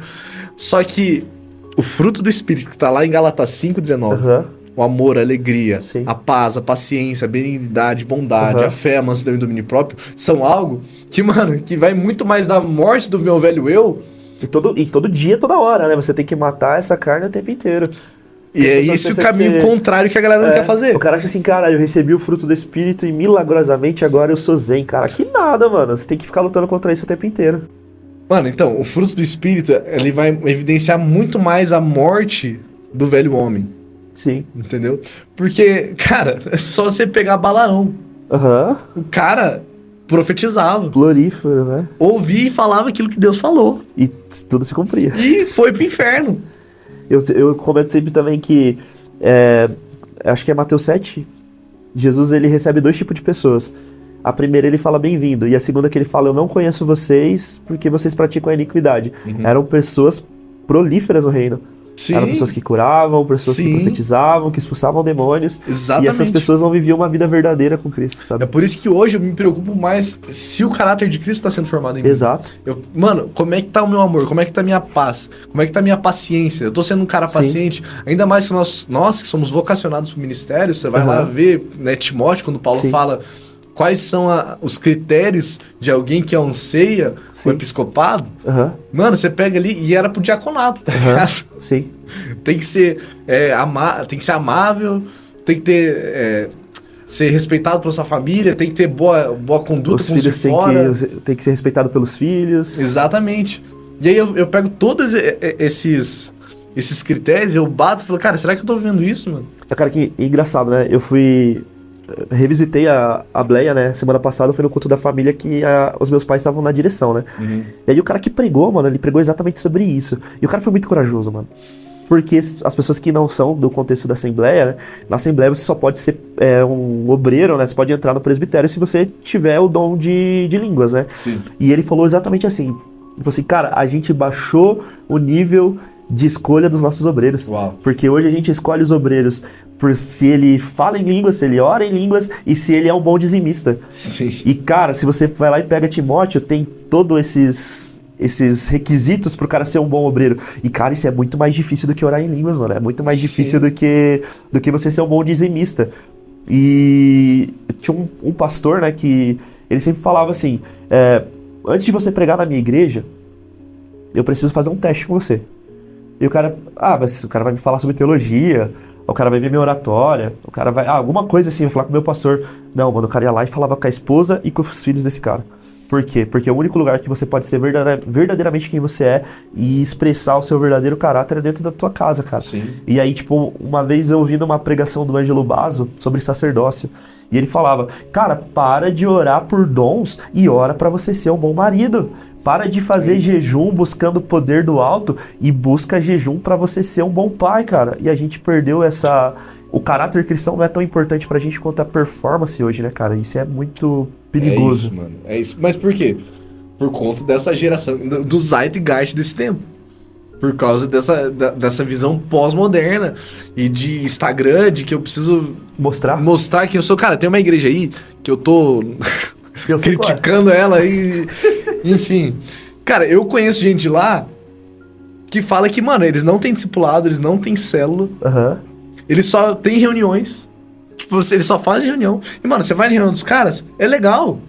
Mano, estão tocando as músicas, tem uma excelência, né? Tem uma excelência musical, tem uma excelência da palavra, mas será que eles estão vendo igreja? Será que a comunhão tá sendo gerada, o evangelho tá sendo pregado de maneira completa? Sim. Sabe, muito do que a gente tem chamado de avivamento no Brasil é o despertar do espírito pós-moderno dentro da igreja. E você vê isso, por exemplo, né, com todo respeito aos nossos irmãos católicos. Cara, se você pega um clipe de música cristã que a gente chama de avivamento e você pega o mesmo clipe da galera com a imagem de Maria, adorando Maria, é a mesma coisa. Tem o mesmo mover, cara, você até se arrepia. Claro. Mano, é isso. E aí, né, cara? Qual que é a diferença nossa pra eles? Entendeu? Qual que é a diferença nossa, né, da minha comunidade, da sua comunidade, que nós entendemos que são igrejas saudáveis, pra uma igreja que tem a mesma estética e não é saudável? A segunda-feira, né? Exatamente. Segunda-feira que tudo muda. De Cristo tá sendo gerado dentro daquelas pessoas. Exatamente. Entendeu? É isso, mano. Você pegou profundo agora, né? E, tipo, desenvolvendo essa parte da igreja gloriosa. Então a gente entende que a igreja ela vai ser gloriosa simplesmente pelo fato de que Jesus falou que ela vai ser. E acabou, a gente não tem... Exatamente, a igreja vai ser gloriosa independente daquilo que nós... Do contexto que a gente vive, do que a gente acha. A nossa opinião, no final das contas, ela não vale nada porque se Jesus falou... É o culto de Deus que foi... Exato. Acordado, né? Que Deus já decidiu na eternidade passada. Sim. Né? E aí a gente pega, por exemplo, cara, qual que foi a igreja mais avivada da história? A gente não precisa discutir, a igreja de Atos. Sim. E eu tenho comigo, analisando as escrituras, que o motivador dessa igreja, a igreja de Atos era uma igreja escatológica, cara, uma igreja que vivia pregando a mensagem do fim, a mensagem do reino, todos os dias. Cara, como é que você pega, por exemplo, um homem e você fala pra ele, se você não parar de pregar essa mensagem, eu vou te crucificar? Um homem comum, igual eu e você. Ele olha pros caras e fala, só vira de ponta cabeça pra eu não morrer igual meu mestre. Porque, cara, eles viviam na certeza de que Jesus voltaria e que se eles morressem, eles seriam ressuscitados para poder reinar com Jesus. Essa era a esperança. E isso nasce, esse avivamento todo, esse poder, nasce de um contexto de pressão, num contexto de perseguição. Então a gente vê Felipe, né?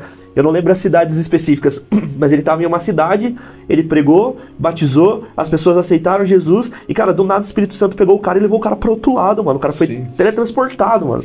Então, tipo, uma manifestação do poder do Espírito Santo que a gente não consegue nem imaginar. Você consegue imaginar uma pessoa sendo teletransportada para pregar em outro lugar, mano? Sim. E eu tenho, pelo que eu analiso das escrituras, eu penso que a igreja ela vai chegar nessa maturidade à medida que a perseguição se intensifica, à medida que os sinais do fim se intensificam e essa igreja começa a viver pressionada, começa a viver perseguida. E a pergunta que eu faço, cara, como que essa igreja que hoje ela vive nesse pensamento dualista, nesse pensamento romano, de pensamento grego, de que tudo depende, como que essa igreja vai estar preparada para viver esse momento de pressão que vai chegar? Uhum. Cara, lendo as escrituras. Não tem outra resposta. Lendo as escrituras, igual você falou, tendo essa visão escatológica do fim, sabendo que um dia nós vamos, já está sendo perseguido, mas um dia nós, como igreja ocidental, a perseguição vai chegar aqui. Jesus ele fala em Mateus 24 que vocês serão odiados por todas as nações, né? Então não vai ter uma única nação que não vai odiar a igreja, né? Sim, com certeza. E, cara, o amor a Jesus, sabe? Uhum. Eu acho que a gente tem muito que aprender com os muçulmanos. Sim. A gente tem muito o que aprender com a devoção desses caras. Sim. Sabe? Mano, o cara bota uma bomba no corpo dele e se explode porque ele crê numa parada, sabe? Ele crê que ele vai realmente morrer e ele vai... E a mesma vibe dos apóstolos, né? O cara, corta a minha cabeça, não dá nada. Exatamente. A gente tem que aprender essa devoção, sabe? Como que a gente vai suportar isso? Mano, amando Jesus, Sim. Conhecendo Jesus e lendo as escrituras. Sim. Porque tá tudo ali. O que vai acontecer, o que a gente vai padecer de perseguição, tudo isso a gente só vai conseguir suportar, cara, se a gente tiver plena convicção de quem é o Cristo de Deus. Exato. De quem qual que é o objeto do nosso amor. Sim. Sabe? Que os nossos afetos, eles precisam ser conduzidos a Jesus. Sim. De tal maneira de que, cara, você pode botar uma faca no meu pescoço e eu vou morrer por isso. Sabe? Porque eu tenho certeza daquilo que eu vi. Sabe? A gente precisa orar por epifanias. Sim. Aquilo que, mano, que Moisés viu. Sim. Aquilo que Paulo viu no caminho a Damasco. Você vê ele contando, né, mais pra frente, essas passagens, e eu lendo ali a minha imaginação santificada, né? Sim. Imagina assim, Paulo escrevendo aquilo em outras passagens, né? Em outras cartas dele. Ele conta assim, eu tava indo no caminho a Damasco e de repente veio uma voz do céu como uma luz e disse, Saulo, Saulo, por que me persegues? Então, ele conta isso, eu imagino ele escrevendo isso com lágrima nos olhos, sabe? E uma experiência física real, né, cara? É isso que vai nos manter firmes, sabe? É isso que vai fazer a gente suportar essas perseguições, Sim. suportar tudo isso, sabe? Conhecer Jesus. E ler as escrituras. Ter um pleno conhecimento da escatologia, sabe? Sim. E eu vejo em Mateus 24, Jesus ele vai falando sobre as dores de parto, ele vai aprofundando nos sinais e no final ele fala, aquele que perseverar até o fim será salvo, né? E ele fala num contexto que ele, um pouco antes, fala sobre o amor. Sim. Que o amor de muitos esfriará, né? Uhum. E a análise que eu tenho dessa fala de Jesus, que não é aquele que perseverar em força, aquele que perseverar em resistência, mas aquele que perseverar em amor, né? Aquele que não deixar de amar. Porque o grande desafio nos últimos dias vai ser amar, cara. Porque o amor ele vai se esfriar de tal maneira que vai ser quase impossível achar amor na Terra, né? Sim. E aí, cara, a gente tem hoje um desafio muito grande, porque eu não sei em porcentagem, não faço ideia, mas a grande maioria da igreja, ela crê que a igreja não vai estar presente durante essas dinâmicas. Sim. E, cara, dói o meu coração, cara, pensar nisso, porque a igreja gloriosa de Cristo, ela não é difundida, ela não é pregada sobre a igreja gloriosa. Não existe expectativa, lógico que eu tô sendo generalista, né? Uhum. Não existe expectativa de chegar nessa maturidade, porque a gente simplesmente, a igreja, como a maioria, simplesmente pensa que Jesus vai do nada tirar a gente daqui, a gente não vai padecer essas tribulações, né? É uma corrente teológica, né, que acredita no arrebatamento secreto e tudo mais, assim, eu não tenho nada contra, no sentido, tipo assim, cara, a Bíblia talvez dê respaldo para isso, você olhar, e tá tudo bem, as pessoas crerem nisso, se manterem fiéis. Sim. Mas agora eu penso, e se não for assim? Exato. Eu, particularmente, acredito que a igreja vai passar pela grande tribulação. Sim. A igreja vai passar por tudo isso, Sim. né? Mas se não passar, Tá glória a de Deus. Agora, eu fico pensando nessas pessoas que acreditam nisso, e se passar? Sim. Entendeu? E se passar? Sim. Será que vai estar preparado? Tem um rabino messiânico, Mateus Amdoná, o nome dele. E ele falou uma coisa uma vez que foi o que fez eu voltar para as escrituras e analisar aquilo que eu tinha aprendido. Porque eu acreditava no arrebatamento secreto mais pelo filme do... Dispensacionalismo, né? Mais pelo filme Deixados pra Trás do que pela Bíblia, mano. Ou pela novela Apocalipse do que pela Bíblia. Eu não tinha lido nada. E aí esse rabino, ele falou uma frase que fez eu voltar pra Bíblia, ler a Bíblia e entender que o que ele estava falando era verdade. Ele falou assim, meus irmãos, rabino messiânico ele, né, que crê em Yeshua como Messias. Esse é o momento de que o mundo mais precisa da glória da igreja. Exatamente. É o momento de maior escuridão, cara. É o momento de maior trevas. Onde está a luz? Por que Deus tiraria a luz da terra no momento que a terra mais precisa de luz? Por que Deus iria tirar o único método dele para alcançar a terra nesse momento tão difícil? E aí as pessoas pensam na grande tribulação, cara, como nas dinâmicas terríveis, como, cara, com certeza é a plenitude da maldade, com certeza é a plenitude das trevas, mas, cara, ao mesmo tempo é a plenitude da glória, mano, é a plenitude da manifestação do Espírito Santo, é a plenitude da maturidade da igreja, da manifestação da glória de Jesus pela igreja.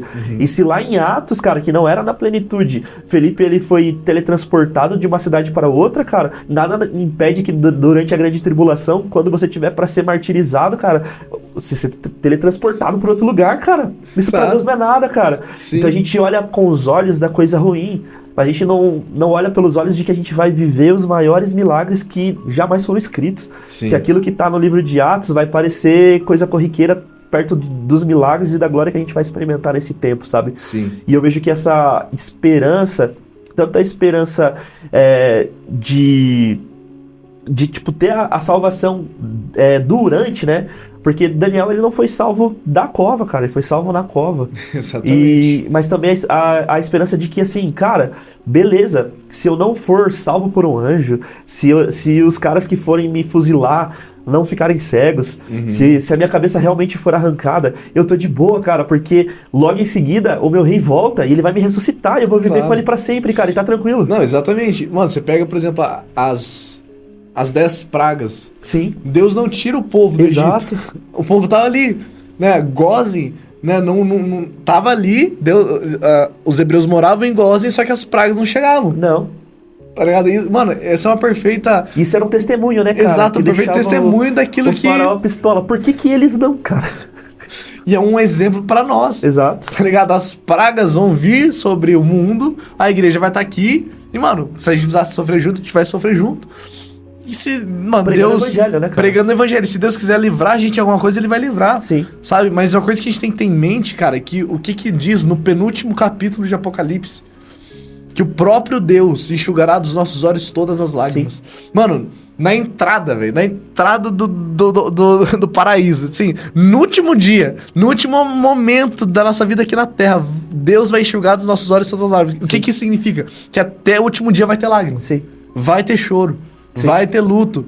Então, mano, a gente tá... Só que, o que ele fala lá no final, né? E haverá um novo céu e uma nova terra.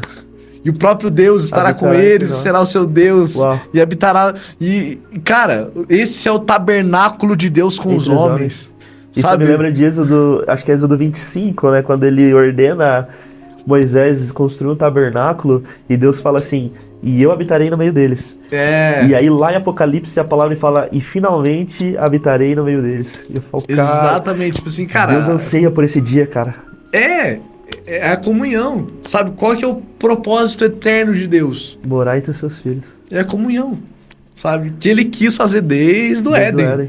Desde o Éden, depois Moisés no deserto, ele chama o povo aí, o povo não quer, aí ele institui a função de sacerdote. Então, tipo assim, cara, o propósito eterno de Deus é a comunhão. Comunhão. Sabe? Vai acontecer, a gente vai viver, mano, a glória, né? É o que eu falei no meu último vídeo, né? Eu falei os maiores sofrimentos dessa terra e as maiores riquezas não se comparam com a glória que será revelada a nós, mano. Exatamente. Então, assim, cara, se for pra sofrer, a gente vai sofrer. Uhum. Mas com a esperança de que um dia a gente vai encontrar com aquele que nos chamou. E essa esperança, ela muda toda a nossa motivação, né, cara? Exatamente. Porque às vezes você pode se frustrar com... Ah, cara, eu queria o trabalho dos meus sonhos e eu não consegui. Ah, eu orei pra Deus pra que Ele me desse tal coisa e Ele não me deu. E a gente é, tipo, muito fácil de se frustrar com Deus, né? Uhum. E até em situações, por exemplo, de luto, né? Cara, eu perdi o meu pai, eu perdi minha mãe. Por quê? Por que Deus fez isso? Por que Deus permitiu? Sim.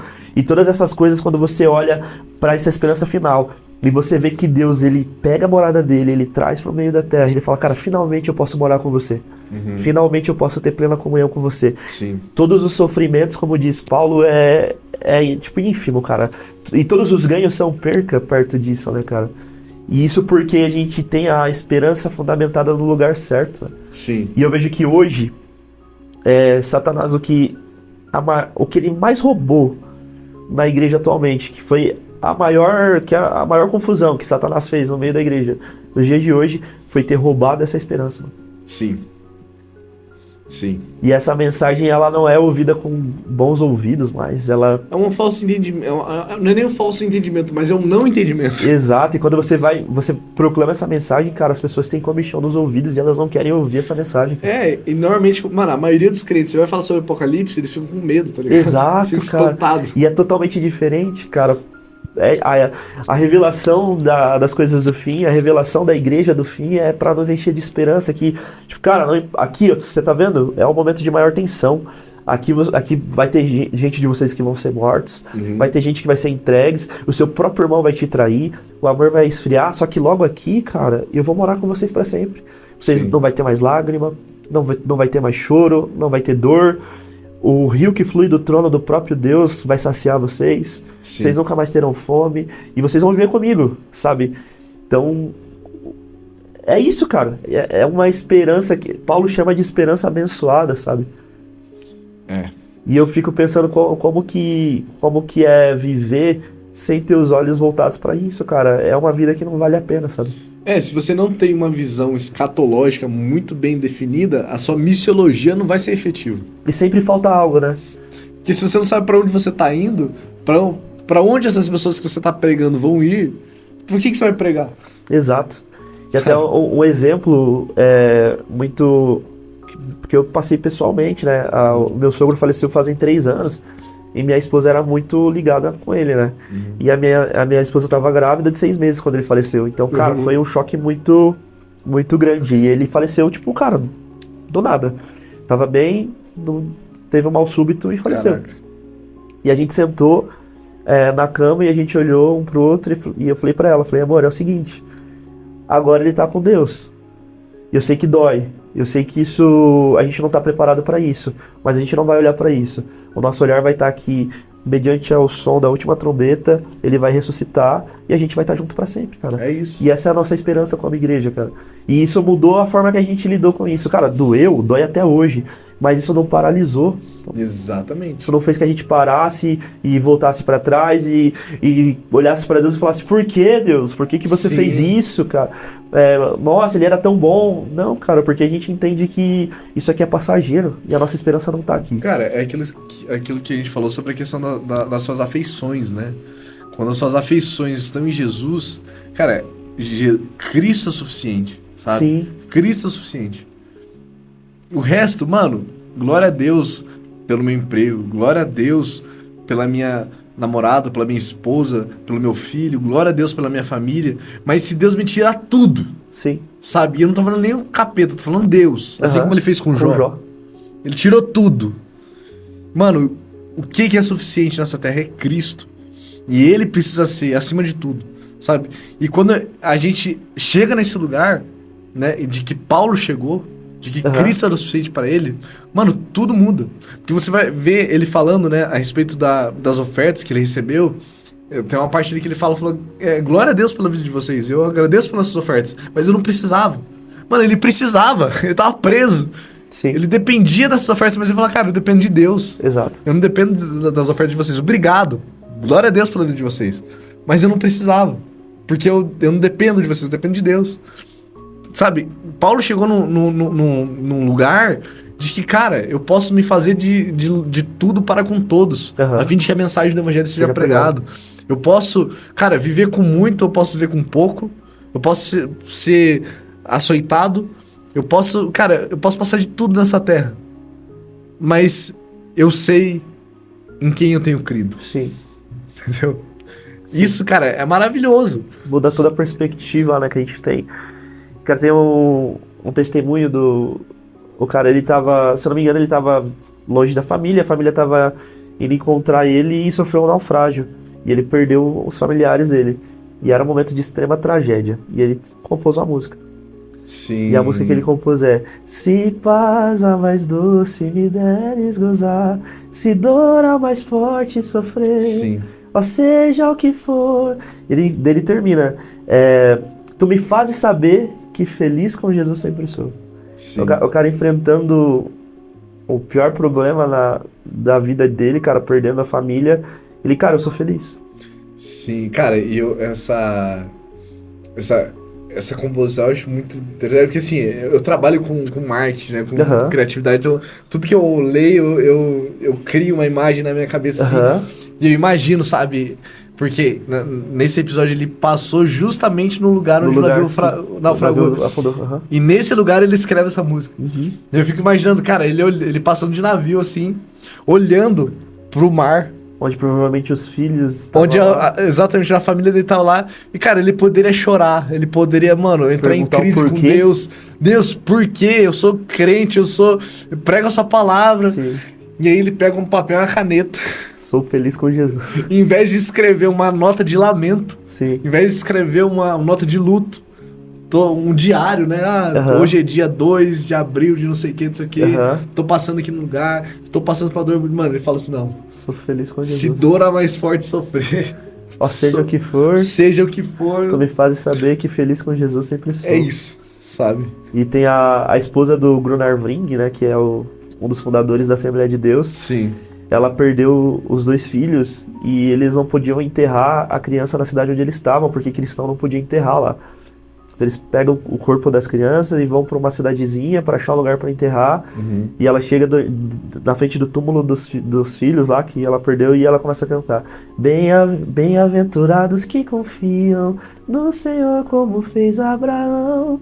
Eu penso, cara, para onde que essas pessoas estavam olhando, mano?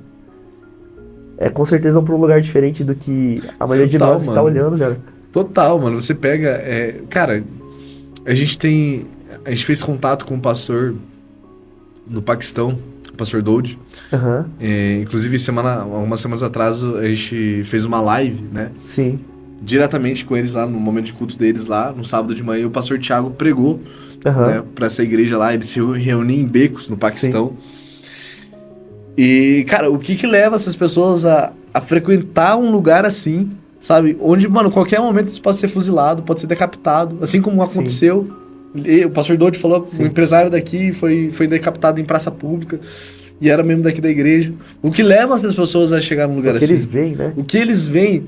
Cara, você pega, por exemplo, quando, né, na época ali que Nero coloca fogo em Roma, né? E aí começa a perseguição à igreja.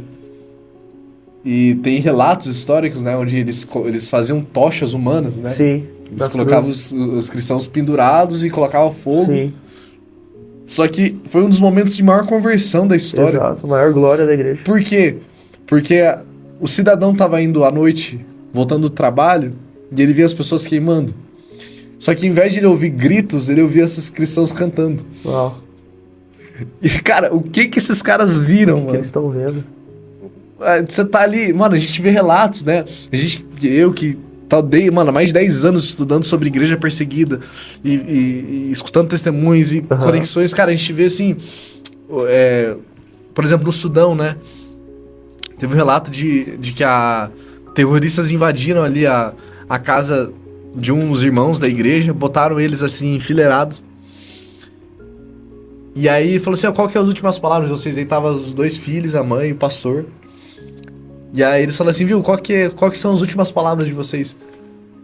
Aí eles começaram a cantar, Tu és fiel, Senhor, Tu és fiel, Senhor, dia após dia. Aí ele falou, beleza, vocês vão cantar, então tá, mata as crianças.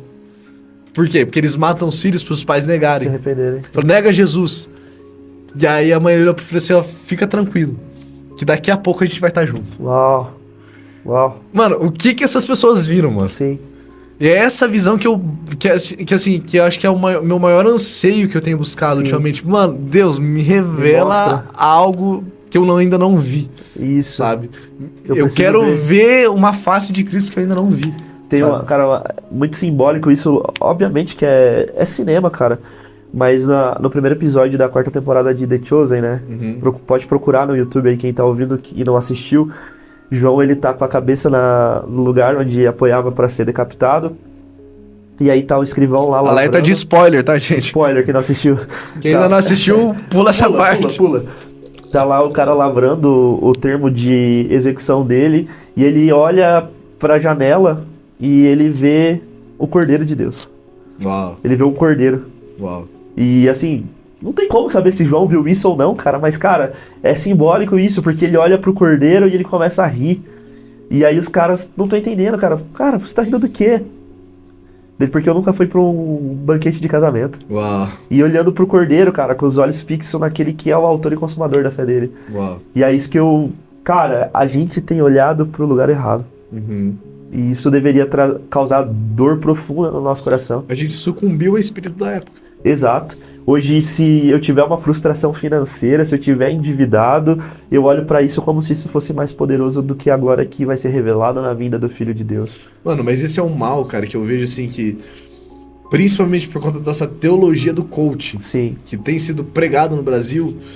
E eu falo, são anátemas malditos, filhos do diabo, sabe? Você é um discípulo do Iago, né? Filhos do Satanás, que tem pregado isso aí, essa teologia do coach. Impregnado a igreja com isso. De cara, não, você só vai ser abençoado se você fizer isso. Mano, quem é você pra determinar a bênção de Deus sobre a minha vida? E se for assim, então Pedro era maldito, porque ele morreu crucificado. E o que Pedro fez de errado? Pelo contrário, cara, Pedro é um dos homens mais benditos que já pisou essa terra, né, cara? E assim, daí fica esse negócio, qual que é o papo deles, né? Não, porque você tem que equilibrar todas as áreas da sua vida. Isso é impossível. Né? Você tem que equilibrar a sua área emocional, a sua área espiritual, a sua área física. Financeira. Mano, não. Por quê? Porque você pode ter problemas emocionais, morrer hoje e ir pro céu. Você pode estar todo endividado morrer hoje e ir pro céu. Você pode ter o nome do Serasa, e eu não tô falando que vocês devem viver assim, nós devemos viver de maneira excelente, expressando o caráter e a excelência de Cristo. Sim. Mas pode acontecer de você, cara, tá com depressão, morrer e ir pro céu. Então você pode ser salvo com problemas emocionais, mas você não pode ser salvo com problemas espirituais. Sim. Então, assim, você pode equilibrar as áreas da sua vida, mas a sua vida espiritual, ela tem que ser um guarda-chuva sobre todas as outras. Isso. E é isso que eu falo dessa maldição dessa teologia do coach, que é uma teologia de desempenho, que à medida do que eu faço, Deus me abençoa. Recompensa. Cara, não, velho. Isso é uma nova roupagem da teologia da prosperidade. Sim. E essa teologia da prosperidade, ela é responsável muito por esse comportamento da igreja de não se importar com o fim, cara. Cara, por que eu vou me preocupar com a vinda de Jesus, que eu não sei o dia e a hora, se eu preciso me preocupar com comprar um carro novo daqui a 2 anos, sabe? É uma mentalidade, tipo assim, que não... É uma ideologia... Diabólica, né assim, exatamente, diabólica. Assim como ideologias políticas, que de um lado eu tenho uma resposta para o mundo fechado, porque eu não acredito numa intervenção divina. Sim. E do outro tem uma outra ideologia que tem outras respostas, mas também para o mundo fechado. De um Deus escravo dos meus feitos, né? Exatamente. E a teologia da prosperidade é o mesmo rolê. Eu tenho uma solução para a sua vida. Sim. Só que nela, Deus meio que não tem muito... Ele é obrigado a te abençoar. Exatamente. Se você fizer cumprir um código que foi escrito ali. Exatamente. Interpretado ao bel prazer, né, cara? A realidade é que a gente tem... Eu falo a gente como a igreja mundial, no todo. A gente tem criado deuses à nossa imagem e à nossa semelhança e olhado para esses deuses. E a gente olhando para esses deuses, a gente não consegue contemplar o Deus verdadeiro. Que é o Deus que faz o cara que tá passando pelo lugar onde a família dele morreu, ele olha para esse Deus e fala, eu sou feliz com você. E eu acho que de toda essa conversa, eu acho que esse é o ponto principal, cara. É um convite que Jesus tem feito de alinhar os nossos olhares pro que é eterno, cara. Alinhar os nossos olhares para revelação. Como você disse, a gente olha para o livro de Apocalipse, e se você vai jogar um jogo, por exemplo, do fim do mundo, esse jogo se chama Apocalipse. Cara, por quê, mano? Só no primeiro capítulo de Apocalipse tem mais de 20 revelações do caráter e da beleza de Jesus. Sim. E a gente vê a beleza de Jesus exposta ali como nunca foi nas Escrituras, e a gente prefere sucumbir ao medo do que ao fascínio pela imagem bela de Jesus. Cara, se eu preciso ser decapitado para olhar nos olhos daquele que tem os olhos como chama de fogo, que aconteça, cara. Que aconteça, porque é a música do F-Hope lá, né, cara? Eu vi alguém mais belo, né? Cara, essa música é muito verdade do que a gente deve viver, cara. O restante, ele pouco importa, porque a gente encontrou algo melhor. A gente encontrou algo superior, sabe? Sim. Você falou de música, né? Tem uma música que eu falo assim, que é a música da minha vida. E quem me conhece sabe disso. Que é a música que, cara, eu falo, essa música é a música da minha vida. Que é Fogo em Teus Olhos. Sim. Fala, cara, queimou todos os outros amores. Sim. Sabe? Tipo, fogo em teus olhos. Sim. Fez eu me apaixonar. Sim. Cara, esse olhar de Jesus que queima, sabe? Queimou todos os outros amores. Se eu não me engano, foi Calvino que disse, né, que o coração do homem é uma fábrica de ídolos. Sim. A gente é uma fábrica de ídolos. A gente pensa ídolo como na igreja católica, né? Os santos. Mas, mano, dinheiro pode ser um ídolo. Sim. Sexo pode ser um ídolo. Própria família. Família pode ser um ídolo. Qualquer coisa que ocupe o lugar de Jesus é um ídolo. E quando eu olho pra Jesus, eu olho pra esse olhar de fogo, ele queima tudo isso, sabe? Sim. Então, é justamente isso que você falou. Acho que esse é o ponto principal nisso. Porque quando a gente, né, nessa conversa, né? Porque quando a gente olha pra Jesus e a gente tem uma contemplação, ainda que limitada por conta da nossa mente caída, mas plena daquilo que ele é e aquilo que ele pode ser, mano, isso muda tudo, velho. Sim. Eu considero tudo como perca. E tudo é tudo mesmo. Exatamente tudo, tá ligado? Tudo. Cara, nada na nossa vida vai chegar aos pés da suficiência de Cristo. Sim. Eu tenho, né, à medida que Deus vem me capacitando, cuidado de algumas pessoas, discipulando, né? E você vê gente assim com problemas emocionais, problemas até de paternidade mesmo, mas assim, não, porque você vê pessoas que não conseguem ficar solteiro, não conseguem ficar solteiro, sempre tá namorando, sempre tá envolvido com alguém, ou problema com pornografia, problema com, né, imoralidade sexual, e você vê que você vai puxando fio, sabe? Quando você tá com cabo assim, você vai puxando, você vai ver que tá numa falta de compreensão de quem é Cristo. Sim. Porque se ele realmente conhecesse Jesus, tivesse fé, confiança plena daquilo que Cristo é, cara, ele iria entregar todos esses prazeres. Tipo, mano, eu não preciso ter esse prazer porque Cristo é o meu prazer. Eu tenho pleno prazer nele. Sim. Entendeu? Todos esses problemas que a gente vê de pecado, que a gente cai, cara, tudo isso seria curado e sanado se a gente tivesse uma plena convicção de Jesus. Se as nossas afeições realmente apontassem para Jesus. Você entende? Eu acho que é isso que você falou, assim, o ponto principal dessa conversa. Como está as suas afeições para Jesus? Como está o seu amor por Jesus? Sim. É isso que vai definir a sua vida, as suas decisões, para onde você está caminhando.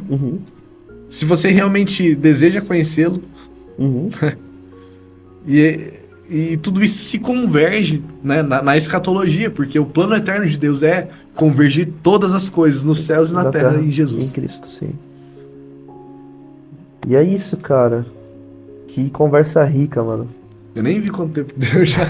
Já deu quase 2 horas já. Nossa. E o próximo a gente fala sobre igreja perseguida. Sobre igreja perseguida.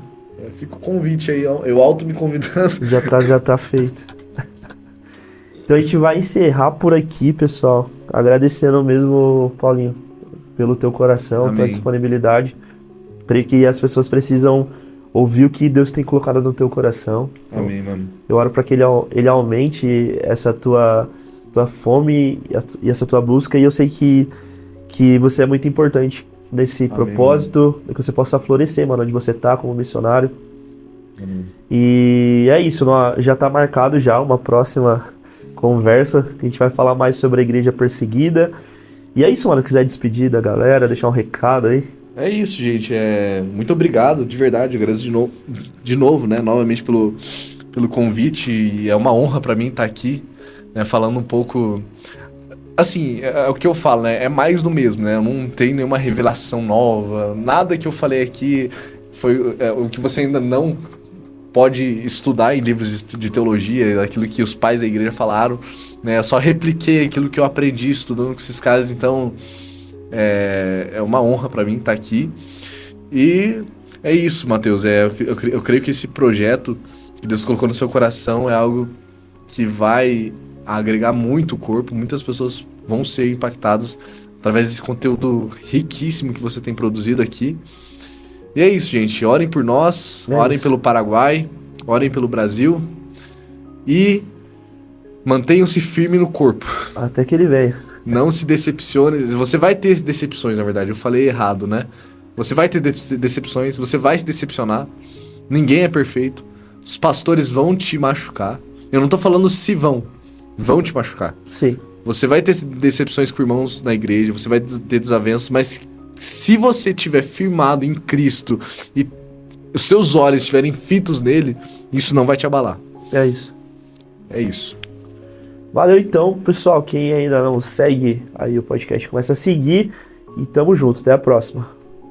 É nóis.